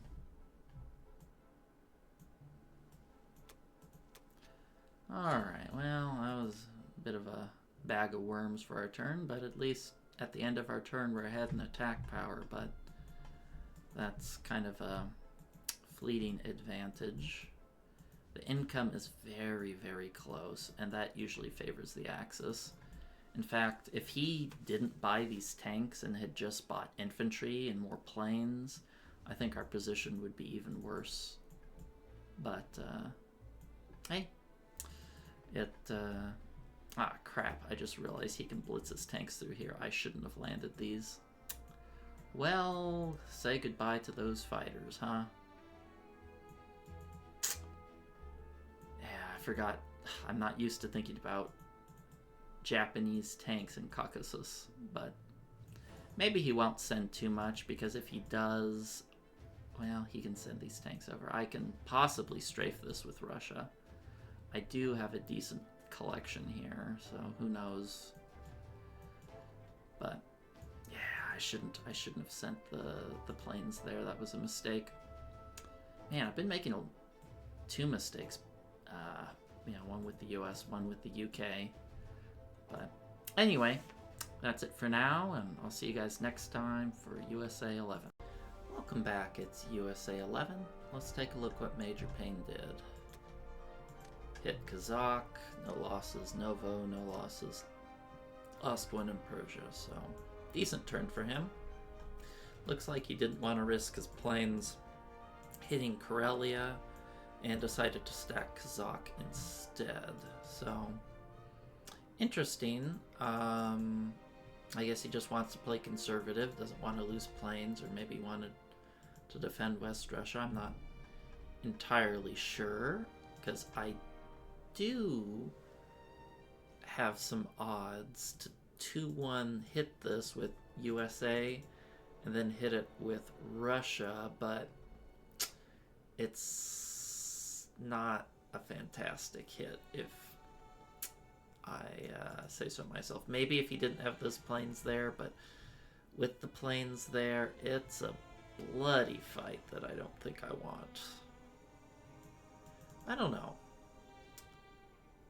Well, actually, now that I think of it, maybe I should run the numbers real quick. No, because even if I do hit it, I think Japan could just walk in and crush Russia, right? Well, I'll take a look. Give me a moment, and I'll run the numbers real quick. Okay, I ran the numbers. It's like a -18 IPC attack, so I don't think I need that sort of negativity in my life. So let's move on. I'm going to do a very precise buy of 8 land units, a bomber, and a fighter.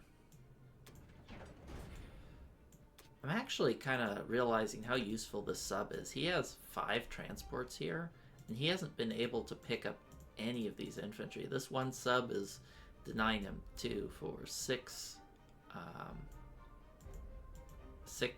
infantry. Alright, so let's hit these places.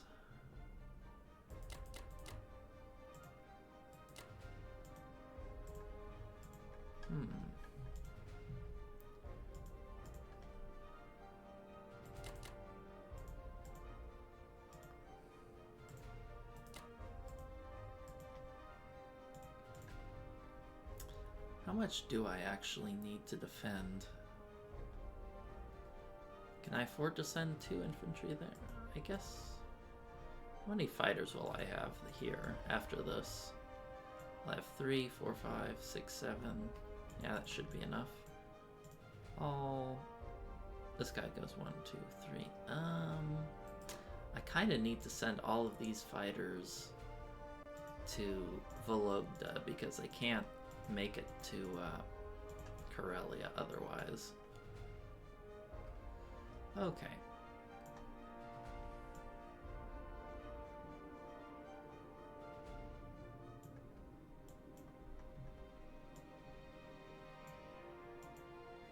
These guys hit anything useful?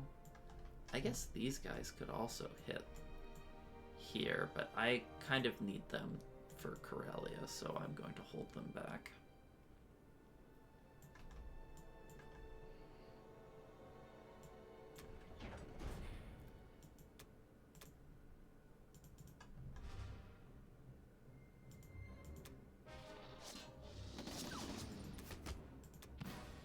Come on. Russia wants some money.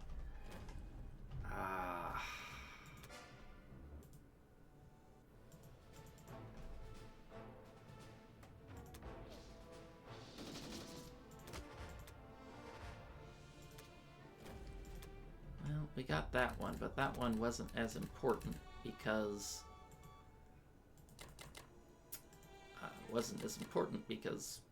I can't take this with Russia safely. If this one failed, I could always blitz it back, but not the case here.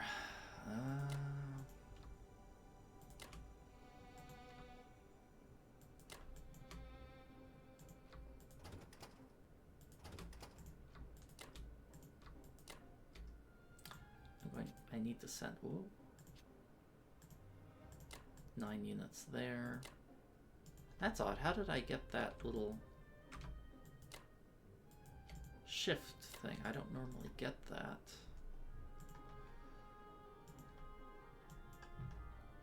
Maybe I should leave 1 unit in Archangel to just prevent him from blitzing it for free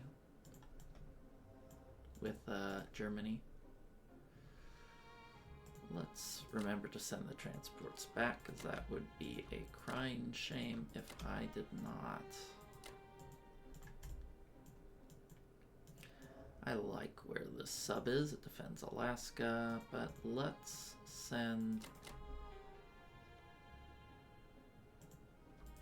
3 guys there just to make sure he doesn't hit this with artillery and infantry. I do have 12 units here. This should be safe, right? He has 5 planes. I have 1, 2, 3, 4, 5, 6. 1, 2, 3, 4, 5, 6, 7. 7 units. That should be safe. Should be safe here too. I have 5 defenders against 3 bombers. And what do I got here? I'm going to have 24 infantry, 5 artillery, and 10 planes. Yeah, that's solidly in the IPC negative area for him.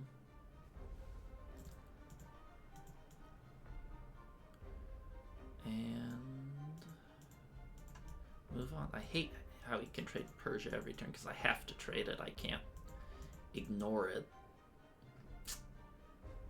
And if I can't really afford to trade Burma either, because I'll get thinner and thinner every turn in India, and I can't afford to lose it.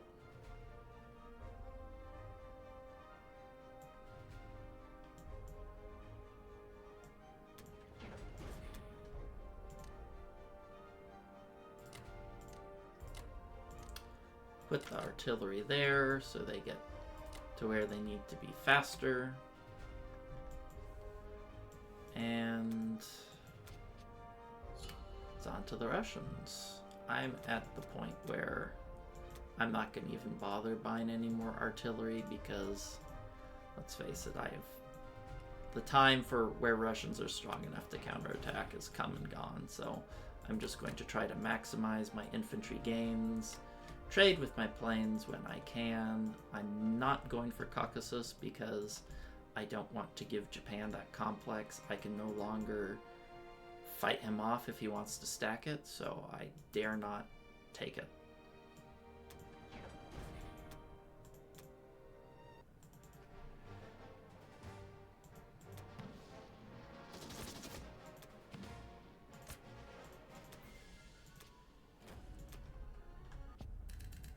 They got something out of it. And maybe we can even preserve that Vologda infantry by taking this.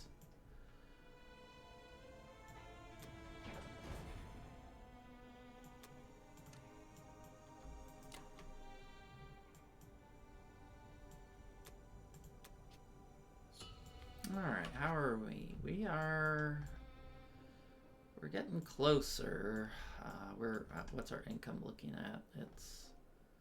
We have a slight income lead, very nominal though.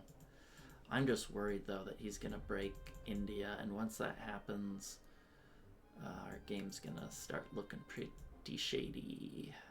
But you know, we're playing from an enormous deficit. You know, we should have been out of this game already, and we're doing our best to fight the good fight. Alright, that's it for now, and I'll see you guys next time for UK 12. Welcome back, it's UK 12. Let's take a look at what Major Payne did. Hit France, no losses. Norway, no losses. Arc, no losses. Baltic, no losses. So he had a perfect round. Just what we need, right? That's not good, especially when we're behind. It looks like he left 6 infantry here to protect the Japanese planes, but that should be a pretty juicy hit for us as the US. As far as everything else goes, unfortunately my hitbacks were atrocious, so I'm gonna have to skip sending UK reinforcements this turn to the Russians. So I'm just gonna buy 9 land units. Yes, I know, that's more than I need. And go from there. I have to take Kazakh here. It's like a must. Here, I'm just trying to be ultra efficient with my fighters. Or not my fighters, rather my infantry.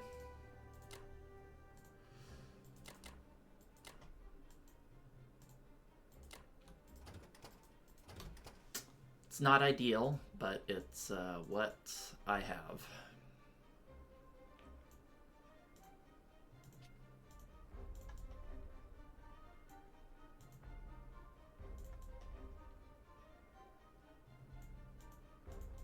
So scared of losing India. Once I lose India, the game's going to become a lot harder for us.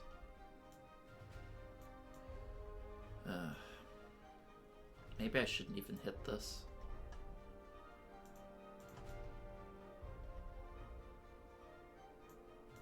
I think I have to, though, otherwise he can stack it. Then just move these guys here.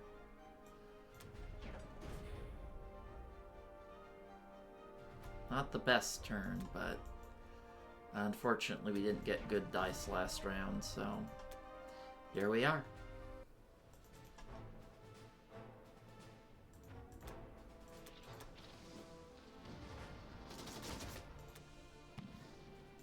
No perfect round for us.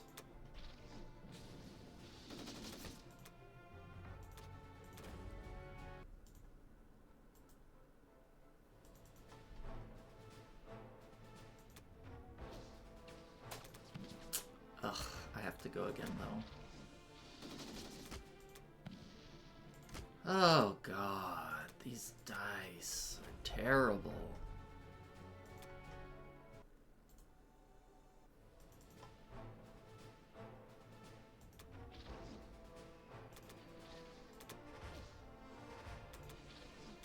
Really?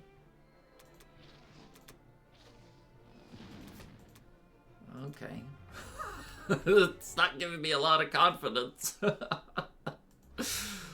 Oh. Hey, we got something. Oh man, that means I'm gonna have to send US troops to take to retake that.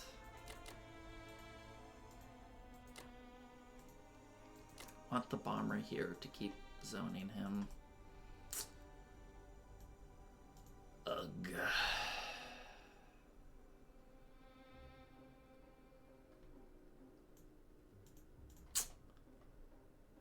Yeah, I want fighters here to be able to reinforce India in case he wants to go for it, but in a half-hearted way.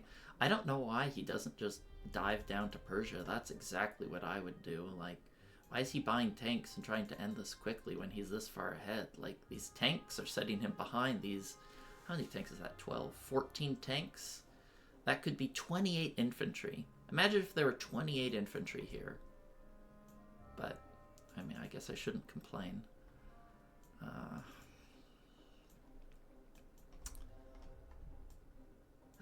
Goodness. Did I buy a bomber or a fighter? I think I bought a fighter. Yeah, I need more defense. Even though bombers are what I want right now, fighters are what I need. This should give me some value, hopefully. But I also want to hit these spots as well with the US, which makes things more annoying. And I might want to hit Novembrisk too, but, well, we're behind, and we're just gonna have to take the opportunities given to us rather than what we want. So, alright, that's it for now. See you guys. Let me make sure I didn't make some obvious blunder before I end the turn. Okay.